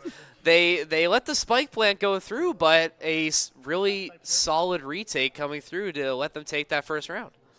Yeah, I mean, not a second of doubt here from the side of St. Clair, just completely taking over that site as soon as the spike got planted and able to take over very easily at a lot of confidence. And we're going to see this this anti-eco roll around for St. Clair. Instinct on this Outlaw. Going to be definitely someone to watch out for on this short angle here. Going to hold the line and potentially 1 shot, 2 shots fired here. Going to try to look out for a potential kill, but Akron slowly going to creep up and look to find some space on the short side. Yeah, pretty standard Viper wall coming through to give Akron a chance to create some space in mid, but they're not budging right now. They are staying very, very close to this wall here. I think they know that they need to just wait for this util to get to pop and info revealed by the Gecko flash here. Instinct, the jig is up. He's gonna run away. Doesn't like that close fight into U-Haul with that that Outlaw of his. Sorry, and now I mean Akron has made all of their way all the way up into U-Haul, but are they really able to get out here? Instinct gonna be able to pick up 2 with that Outlaw. Third comes the way from Woody, able to pick up the 4th on Instinct here with that Sheriff, and Till's going to close it out with the Ghost on the other side as well, and that's 2-0 lead for St. Clair. Hey, that was a W call for Instinct to move out of Newhall there and sort of free up lamps for Akron to take space into, because it's just like fish in a barrel for him right there. I mean, that's 2 easy picks that come through, and I think that's a big swing coming through. And then with that being so telegraphed, another easy cleanup for St. Clair, and you go in with the Sheriff and just show them who's boss, and easy conversion for St. Clair. They hold on A, and now Akron with some real rifles on the board for the first time. Let's see what they can bring to the table here. Yeah, I mean, first full buy round here. Going to be interesting to see how this one pans out, as we see Akron looking to take the space on the B side, taking up all of that long space, or potentially going to be picked up here. Oh my god, Tillo just able to directly find that headshot through that Viper wall, giving them the first blood and the upper hand. I mean, that's got to be a killer for Akron. Yeah, that's a great start, and it's another one of those. It's like, hey, we just take those. We don't complain, we don't question what's happening, but of course Tillo finds it and then finds the floor as Bugs is good to find the refrag and keep things 4-all. D10, he's going to try and watch for this flank down long, but St. Clair send this rotation up through CT. It's going to be a late lurk potentially from Seth, who might have to clear out this player in showers. Yeah, I was going to say, you just mentioned that player in showers. Akron has options here. Instinct's going to be able to find one into garden here. Not going to find the second. Looking to hold on to the site. And now they have this player in showers. Here comes the rotate. They can take this teleporter. They have that second option. They have a bailout, get out of jail card, which they can just try and pivot through showers. But, I mean, Seth just wonderful util, completely stalling out the hit. And now Akron is just left with seconds to spare, and they are going to have to save here. Yeah, I mean, you're just kind of caught out in no man's land. Like you said, Seth just being that stalwart defender, and it's sort of a double-edged sword when you try and go for these rotations. You know, yes, it's so great that you can quickly get to the other half of the map if you're Akron, but if you don't play it correctly, you can sort of leave yourself in a really awkward position. I mean, look at him. He's just so I mean, happy. I think he's confused about what they were doing because, you know, it seemed like you had potentially a plan to get onto B. You know, you had a lurk set up through showers, but you don't execute on it because St. Clair stays strong on defense, and yeah, you're forced to save. And now if St. Clair could find this round here, you just totally crater the Akron Econ. That's completely true. I mean, I think that was a really beautiful round by St. Clair. Very well read, completely able to stop that rotation from the side of Akron. And Instinct, he's active. He's getting active, and he's not stopping anytime soon. Gonna find one more kill with that outlaw of his. Do find another kill in response. That's sort of similar to what we saw in the last round. These Brim Smoke's gonna make a big difference for Akron, but Woody, he's making a big difference for St. Clair as this defense on A still holding strong. As Akron now shading towards the showers position. They're going to be 2 there. Bugs is all the way in a different zip code with the spike. He's going to have to get over there fairly quickly. I mean, you do have a minute left to go, but St. Clair now, the dragnet is closing in. What does Akron do now? I think you might have to wait and maybe try and play off a contact, but that's not the contact they were looking for. I think if you can find someone for St. Clair, that opens up a little bit more space, but now panic stations for Akron. It's all going to be up to Vorses in the 1v4. I mean, Instinct has just been all over the place with this outlaw, just picking up kills left and right, and he's just applying so much pressure onto the side of Akron here. I mean, there's just not much that they can do here, and Vorses left in the 1v4. It's going to have to, even though you could try your best, I mean, you're not going to get away with this one. Yeah, I mean, almost worst case scenario if you're Akron, but you are able to find at least one pick with Sev, so you are able to afford a couple upgraded pistols and at least one hero shotgun for Reginator. But I don't know, with the way St. Clair's been playing on this defense and really forcing Akron into these long-range engagements, I don't know if this is really going to benefit them, but we'll see what they can do. Going to be trying to go up A long, but Instinct, he's really feeling confident right now. That is another double, make it a triple as well. There is nothing that Instinct can't do right now. Wow, I mean, I love the confidence here coming from Instinct. We know that they're on an eco round, but we do not care. We're just going to walk down B long, assert our complete dominance, and just go for these kills. Just don't care. We're going to show that we're superior, and we're going to get those kills. We're going to seize control of that space and get that spike down. And now it's just Akron in the 2v5, and there's not much they can do. No, there's just not much, like you said. And I mean, unless Bugs pulls off an absolutely insane hero play, but I think they have an idea of where he is, and St. Clair clean it up in flawless fashion off of the back of another big play from Mr. Instinct. I mean, we were hoping that he would repeat that performance, and so far he's doing a really good job. Yeah, very, very good job. And from the whole crew as well. I mean, I want to shout out the rest of the team on St. Clair. I think there's been a lot of very good coordination happening here, and we see them just vibing out, smiles all around the table, and I think that's got to be a good sign for St. Clair, you know, just keeping the vibes up on the win streak, keeping the momentum from the first map, and just riding the wave. And that's what you need to do. Again, we said this is a team that really plays off of momentum and plays off of positive emotions, and when you can get guys like Instinct active early, there's not really much you can't do. The sky's certainly the limit for St. Clair, and obviously there's still a lot of Valorant left to play, but still can really locked in. Hopefully no one denies Seth that fist bump. There we go. It was a little late, but we got there. We got there eventually, and that's going to force another Akron timeout. Yeah, I mean, if you're Akron, it completely makes sense to take that timeout right here. I mean, you're down 5-0 already. You've got to get you got to try and flip that momentum around, flip the narrative, and you've got to do it this round because you've got that Brim ultimate, you've got that Fate ultimate to play around, and more than that, you've got that gun round, and if you lose this one, then your econ is back to being broken, and that's not something you want to see if you're on the side of Akron. No, for sure. It's a really tough spot to be in, but how much are you willing to gamble, and how much are you willing to utilize in this round? And I mean, another rough start as B Long just exploited by St. Clair all night. This has been really, really tough for Akron to really hold, and now you have a potential pinch getting set up. It's going to be interesting to see how that retake pans out. I mean, we see a lot of action here happening towards the side of CT, but JP, nice swing. Yeah, JP able to find that kill on the flank, and now 2v2, JP and Woody, just Brazilian duo, going to try to find out where those last two members are on the side of Akron. Going to clear out most of the possibilities, and Woody, gonna walk into the line of fire of Vorses, and now JP is gonna have to take that trade, gonna find the kill on Vorses, 1v1. He's gonna have to, he doesn't have time. Left against, yeah, that's gonna cut it right there. I mean, orbital strike from D10, just gonna secure the round, teleport away to safety, and that's the first round for Akron, and they get on the board. Well, I mean, St. Clair did everything they needed to. There, obviously, it sucks that Woody is not able to clear out. You're not able to clear out the one, and that's kind of the one you could have afforded to leave standing. You know, I guess if you find the brim, that probably goes a little bit different, but Morsy's just doing his best to stay tucked in this garden corner, and yes, JP's good for it, but you've already wasted enough time.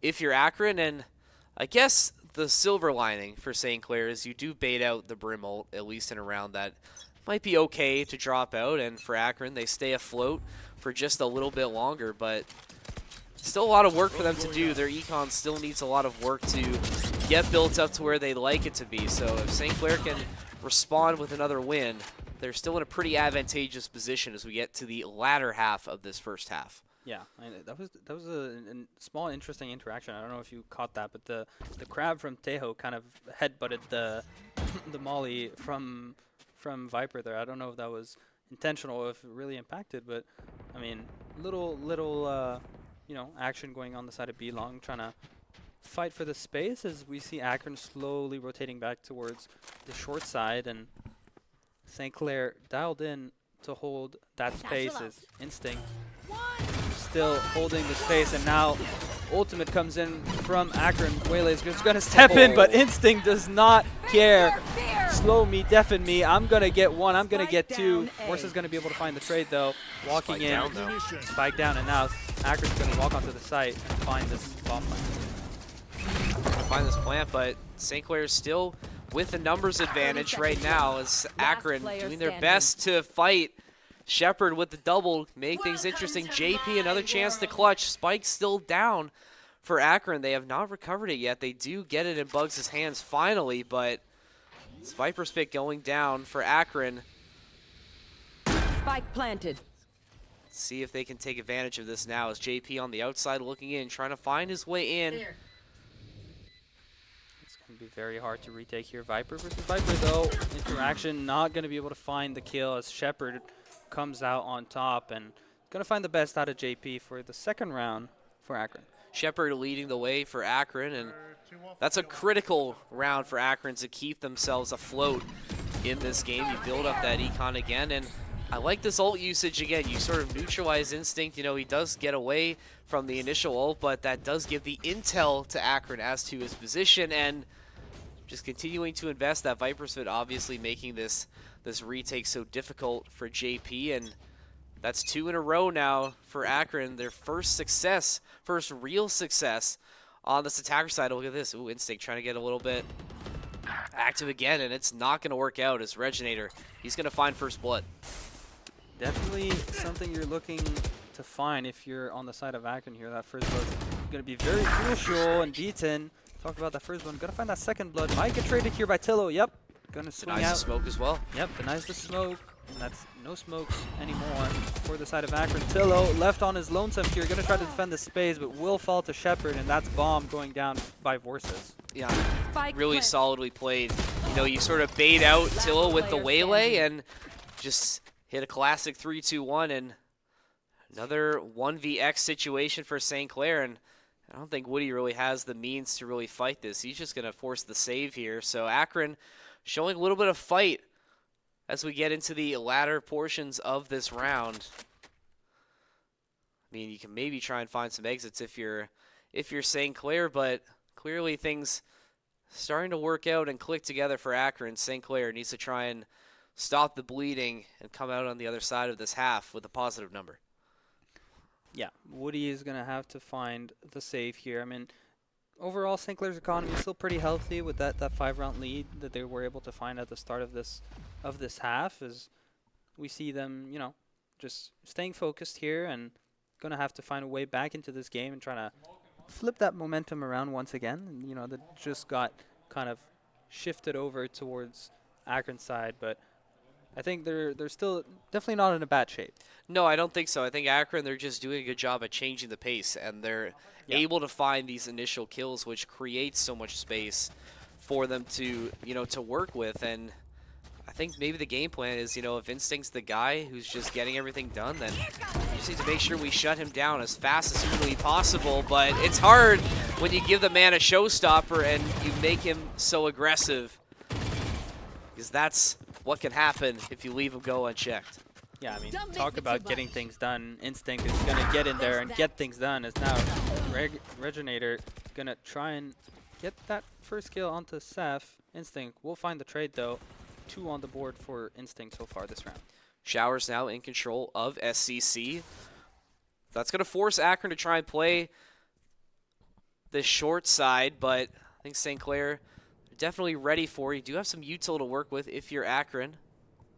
That's a nice W free cam there to show where we're going and how things are looking. This initial engagement going to come through. Smokes aplenty. More util coming out for Akron. That's 1 for Deaton. Make it a second. Woody's going to trade him out, but damage is done. Definitely not where St. Clair wants to be. Till and Woody, the last man standing, and this shower spot is known. This position is known by Akron.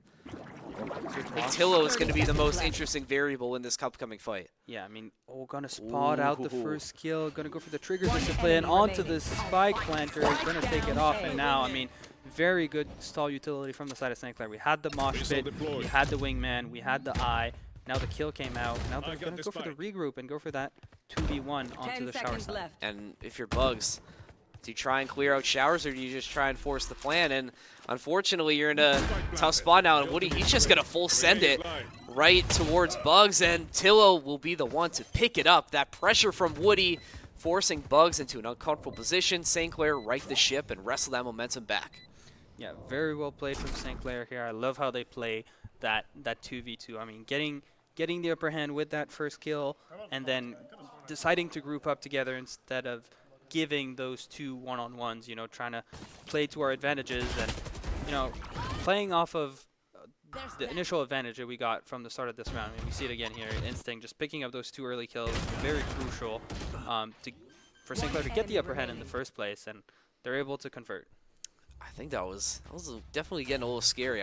When Deaton finds the second one on the spray transfer, it was like, okay, whoa, like, we got to slow it down a little bit, guys. We need to right the ship, because this is a potentially big swing coming through from the side of Akron, and they're going to try their hand again on this A site. Brimsmoke's down, and Deaton, he's still frying, he's still farming, and Reginator also getting in on the fun now as space created for Akron.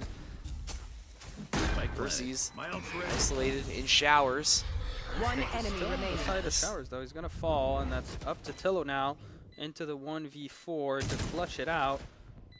1 player inside of U-Haul, 2 in Showers, but Tillo going to be the wise man and just going to take the wise decision, just decide to fall back. And similar to how the first half of Lotus ended, this is going to be a very close half for this first part of Bind. St. Clair, they're starting to lose their edge a little bit. You know, you had such a dominant start, but Akron definitely finding some recent success, you know, once they sort of get a little bit more comfortable.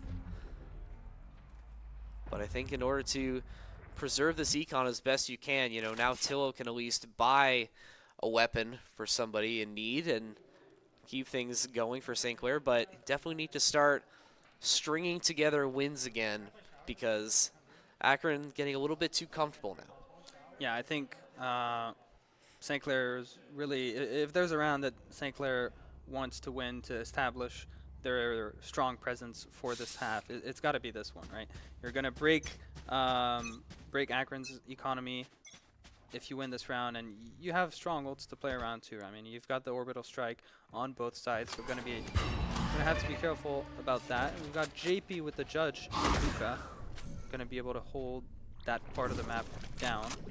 There. You see Akron slowly walking up the long. Info gathered by Woody with Dizzy here, and Taylor's gonna send out his little crab buddy to take the space back, and now Akron are looking to hit this fire fully.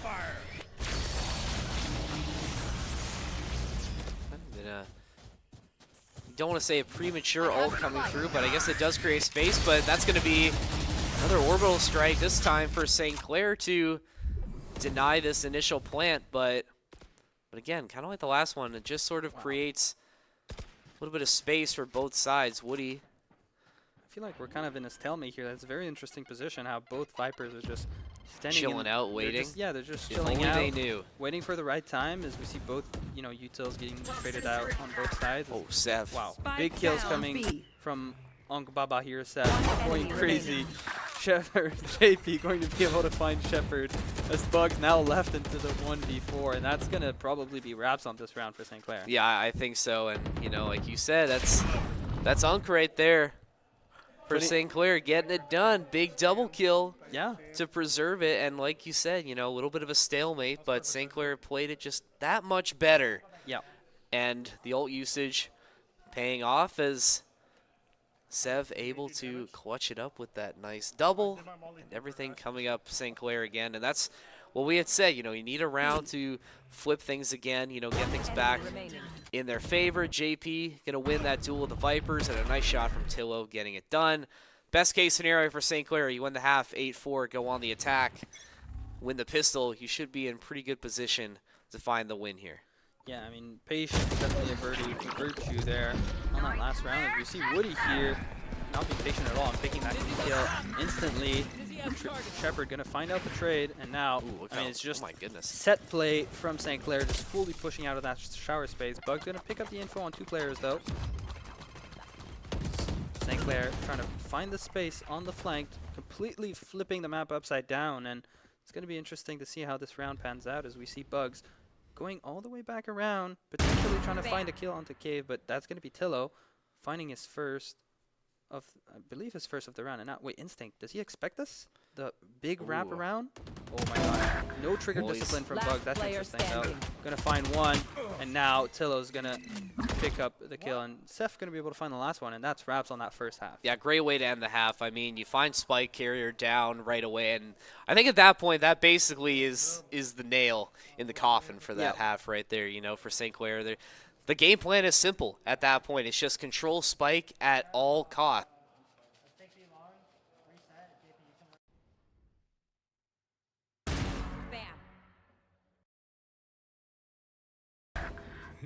Last player standing.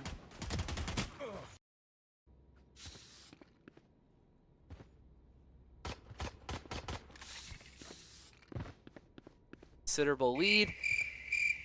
All right, I'm just gonna stop. We're just throwing in some crickets. I mean, those are crickets for Akron, I assume. Yes, Prod, I assume, right? Well, we'll assume that's what yeah. it was. Yeah, let's go with that. As we get into this second half of Bind here, I think it's going to be definitely a crucial round for Akron to win if they want to have any chance at clawing their way back into this game here. I mean, Viper left on their own onto this B side here. Shepard with a big task at hand if they want to have any chance at doing anything here, as we see the 4-man flank coming in from Akron, and now, I mean, they are aware of what's happening on B.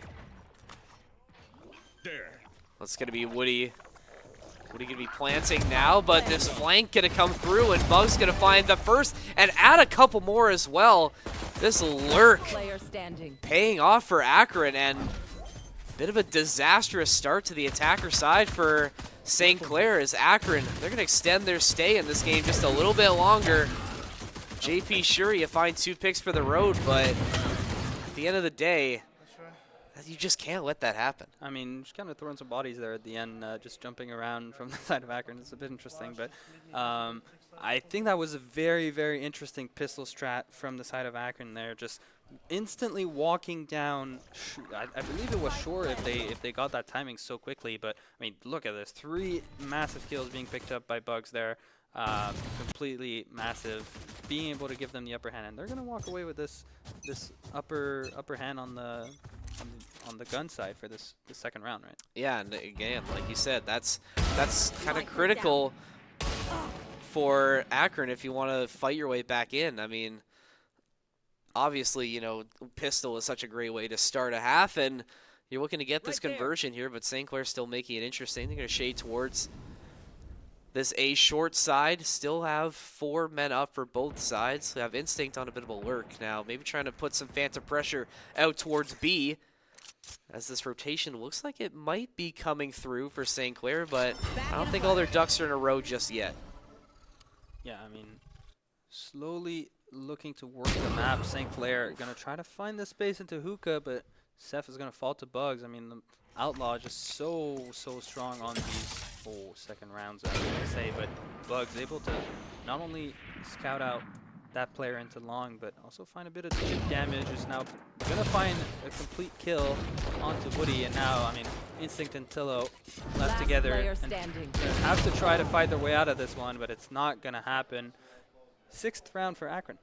I mean, this is what we expected, though. I mean, it's so hard if you're the loser of a pistol round to get the conversion.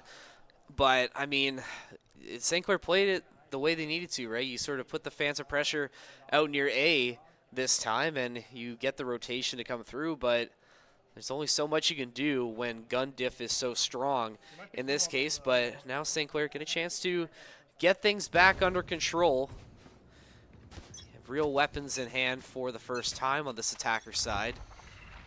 Let's see how aggressive they want to get to start to be this potential A hit once again. Viper Wall up early to create some space. Instinct, he's going to get up close and personal with the shotgun. Moving over to Lamps, and he's going to find a second. Lots of space now for St. Clair to work with. Absolutely disgusting work from Instinct here, picking up 2 forces, able to pick up 2 of his own, and now Instinct about to fall to Bugs here. 140 health down, 10 HP left to play with, and Shepard going to find the head off of Woody.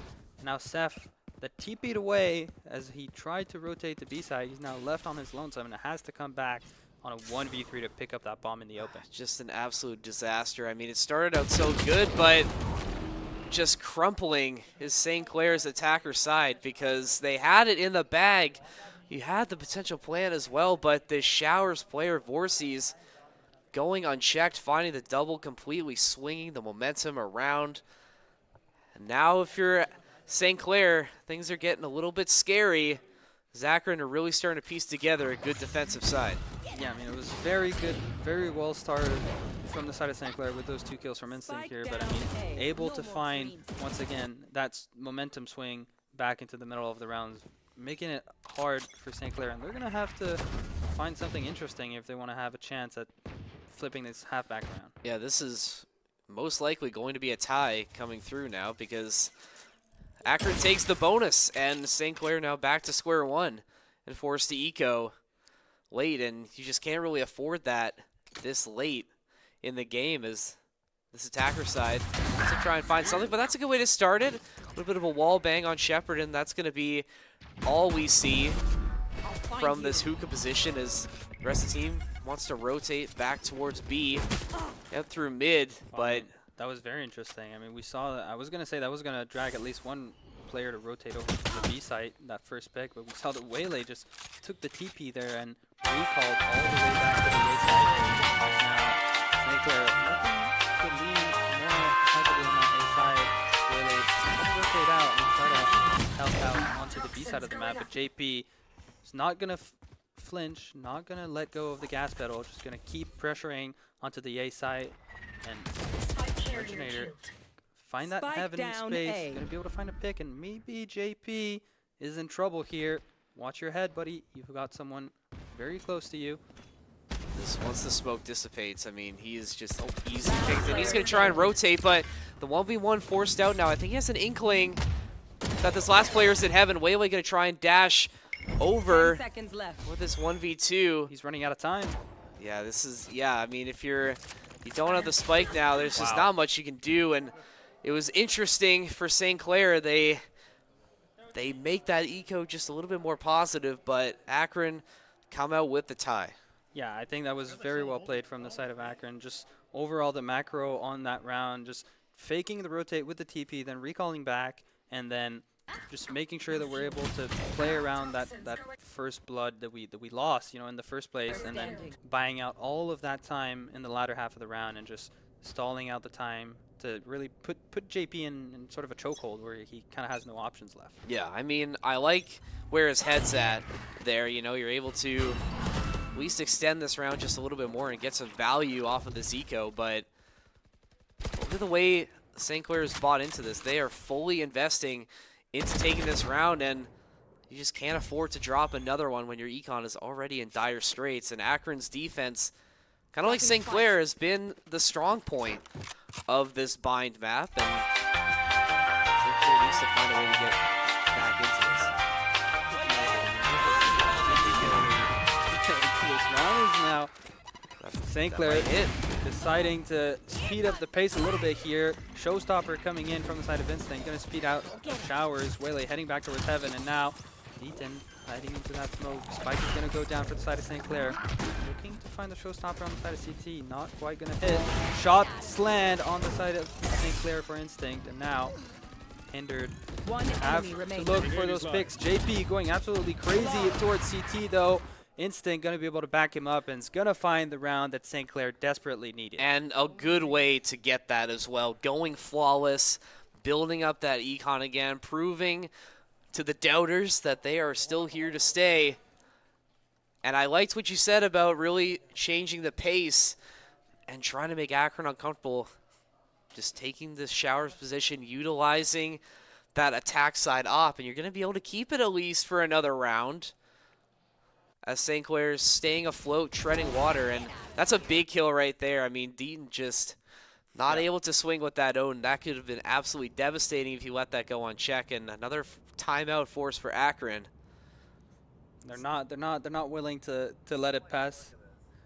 They're really not willing to let it pass. So they're just gonna instantly call a timeout, and we've won 4 rounds for the first part of this half. But as soon as they're dropping one, we're instantly gonna take a moment, you know, try to cut their momentum and not let them carry on too much energy into this 18th round. And I'm happy to see how it's gonna turn out. I mean, we saw that St. Clair had to use 2 ultimates to convert that round just now. So are they gonna be able to do it again without such leverage? I mean, you do have the Viper's Pit for JP, so I think if you can get aggressive once again, you know, maybe pop that Viper's Pit to just create yourself a little bit more space. That could be the recipe for success, but I guess it depends on how dire things really get. If you're St. Clair, we'll see how it goes. It's gonna leave Instinct on a little bit of an island towards this B long, and Shower's gonna be the call again, but Akron thinking better of it. Shots of the smoke in the land. Till will fall. That's a lot of info, though, for the side of St. Clair. We saw Fade and Wele going to find the kill on that Fade. And now we've got 2 people walked up and a lot of space gained. They don't know for sure that this backside space is cleared, though. And look at how far up Reggie has gone. I mean, not in the optimal position in Showers. Once the spike goes down, St. Clair could rotate back into Showers if they want and deny the secondary rotation. Instinct going to try and head his way over through mid. So if they could deny this rotator, which they do from Woody, really big to make sure St. Clair can secure this defense. Viper's Pit going down as well. Yeah, very important pick here on that flank, as now JP has really solidified this post plant with this Viper's Pit. Going to make it terribly hard for the side of Akron to retake this. And now, Bugs is going to fall to the flames of his allies here. We take those. Gonna find a kill, and now Woody able to find the kill onto Deaton, and now Shepard left on his lonesome, not going to be able to turn the tables, and it's St. Clair picking up another round. A desperate pickup as well, and you see St. Clair, I think we can even hear it as well, you know, some excitement you can even hear from the players on stage, even in here. So if that shows you where things are at, and yeah, Instinct doesn't fall, so It's another round with this attack side op that clearly has been a big difference maker for this team. And I like the call that you made where this initial engagement in showers, sure Tilla loses, but you said you gain a lot of intel, and because of that, you change your attack, and you're able to find that pick from JP. Sights created, Reggie sort of left a little bit by his lonesome, a little bit too long of a rotation comes through. St. Clair able to just clean it up after that. Yeah, I mean, I feel like that pick onto the short side was definitely very important, as now we're heading right into this round once again. Instinct picking up that shorty kill onto the long side. Diversion from the wingman going to be established as the TP is going to be taken from the side of St. Clair. Tillo here's the flank coming in. Tejo and Brimstone going to be able to find that kill and the second as well. What a play from Tillo, able to squeeze in between that crab and hit the timing to just at the right time get those 2 kills and bring the advantage for St. Clair. And now, I mean, that's just a last kill being picked up for St. Clair, securing that round and ensuring their momentum. That was some confidence coming through from Parad to switch back to player camps before the round is over. They knew something that we didn't know. They knew it was going to be positive. That's like, I know you wouldn't know the reference, but if some NBA fans out there, Swaggy P shooting the 3, going to be the confident turnaround, but it doesn't go in. I guess in this case, the round did go well, but those were the vibes. Those are the kind of vibes they already wrote the script. Good job from Parad to call their shot right there. Yeah. It's giving me the. I mean, this one you're probably gonna know, but you know that one guy on the PGA Tour just hits this putt and then goes to pick it up before it's even in the hole, right? See, I'm not a golf guy, but I mean, Oh, I've probably seen that clip before. You might have to show me after this. I'll show you after this game is done. The game. I mean, we all have our own world of references, but now we're going to have to lock back into this 20th round of Bind as St. Clair 2 rounds away from walking away with this win. Instinct going to miss the shot. Paint Shell is going to hit potentially the backside. No, going to opt to satchel in. Changes his mind once again. Utility comes in, and now St. Clair all hell's loose and trying to take the site. Just able to get out of the way of that Death Star laser. Spike plant doesn't go through, but Akron doing their best to fight as still someone on Seth. site. Yeah, you still got to clear out Shepard, but Reggie also getting it done, and Shepard goes uncleared, but Tillo getting it done, setting St. Clair up for match point. Wow, I mean, I got scared for a second there. It felt like Seth hitting the moves on the camera there. I mean, I got scared for a second. I was going to say, I mean, like it felt like Akron was able to live for so long, even though that utility rain was like coming all the way down. You know, it felt like Shepard being up for so long definitely was very concerning. I think the fact that he's able to go so long unchecked, but hey, doesn't matter. I mean, someone falls and then you just have the 1-2 swing at the very end, and we're not gonna get a replay on that. That's another gift for the keyboard. I think mean, someone get on that. It's April Fools after all. I guess we're acting like fools here. We're having at the St. Clair Nexus. Gotta have some fun somewhere or another. As now heading into this match point round, Tillo's gonna be able to pick up the first. Trades are gonna come in, and that's gonna be 3 kills for the side of St. Clair, and it's 3v2 now on the side for Akron, and they're gonna have to find this retake potential unless Shepard able to find that kill and even things out here. Eyes on the spike. TP comes the dog, but now gonna seize control of that spike. Has a Viper Spit if he's willing to commit it. Tillo though gonna find this timing. Important kill from Tillo. Fine hits his third, and now it's all up to Vorses. He's going to see this player in Hookah. That's Instinct down, so the 1v1. Tillo v. Vorses. I have the spike. Tillo's going to pick up that spike, going through Link. He's got a lot of options now because Vorses has rotated all the way back through CT, shading to A. I think just waiting for the plant to come through and then deciding where he wants to set the rotation up. Tillo. Plan will come through, and now it's crunch time for St. Clair. All going to go through. It's not going to connect, just barely missing Vorses. This gives him info, however. You know, the ult not hitting gives him the info that he's not anywhere close, so he has some time to rotate and take that elbow space and potentially surprise Vorsi's here with that timing. The eye, though, going to reveal him, but Tillo will pick up the upper hand. Blow a kiss to the camera, Tillo. Enjoy the victory. You deserve it. I mean, such a great job. Well played round all around here. Dap ups going around from the side of St. Clair, and they're going to move on to this next round for this Orlando final. Yeah, earning their spot as well. I mean, kind of like Lotus, there were definitely ups and downs on this second map, but just a late lock-in, I think, was the real difference maker, because St. Clair just went on a generational run at the very end and able to find a way forward. So excellent work from St. Clair, and you know, Instinct's sort of that top fragger, but I think Tillo being that late hero and some really important kills to finish off this series against Akron, who, again, I'll give them credit, fought really, really hard, made it so interesting tonight to give St. Clair a little bit of a fight in these playoffs. But regardless, St. Clair coming out on the other side with a win. Excellent work for them. Team definitely in high spirits, and so are we right now, I'd say. Yeah, I mean, like you said, gotta give credit to Akron for putting up such a good fight. I mean, they had us like quite well on the first half of Lotus, really, you know, bringing the fight back. At least in the last moments here of that final game, that last kill from Tillo. But gotta give a shout out again to Akron, putting up a fight on both sides of those two maps. Really interesting how this game panned out, and I'm happy to have casted this one with you, Evan. Yeah, keeping us. Oh no, thank you.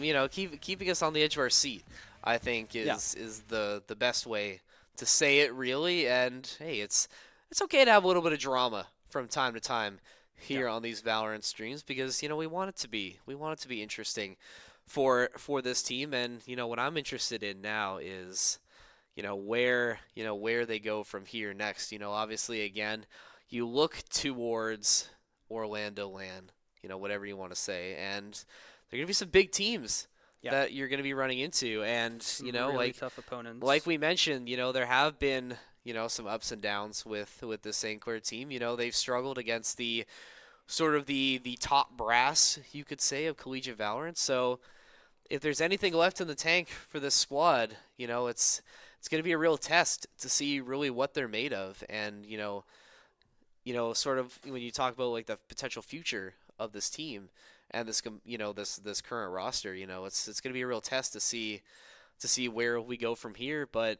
I'm excited. I think there are a lot of positives we can take away from this, and still, like we said, a lot of things to be excited for. So many teams from St. Clair going to be represented at this LAN, and so many different esports, which is, I think, for us, really, really exciting to see that all of our teams have had sustained success in this semester.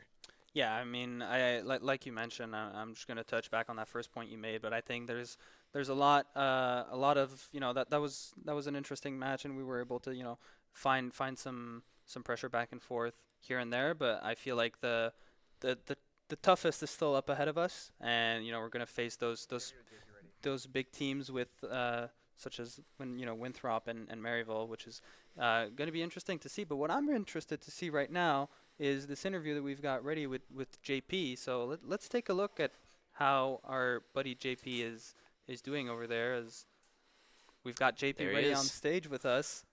How you feeling, JP? Hey, what's up? I'm feeling really happy, of course. It's honestly a relief. I'm really glad that we managed to qualify. Hey. And yeah, I'm just happy overall.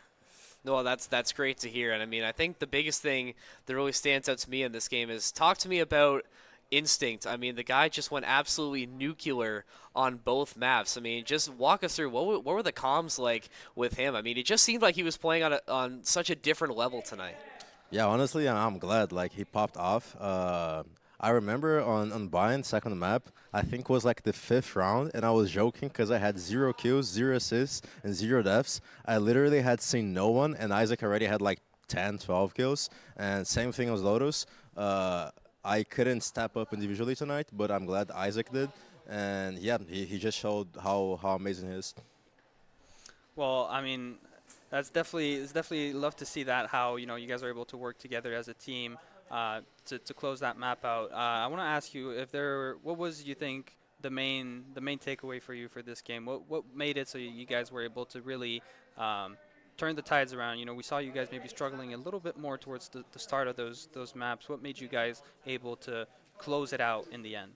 I think that the main thing that we learned from the series is that if we put in the energy and we really try and we celebrate the rounds and we are all like vibing and having fun playing the game, we play the best with the best Valorant that we can offer.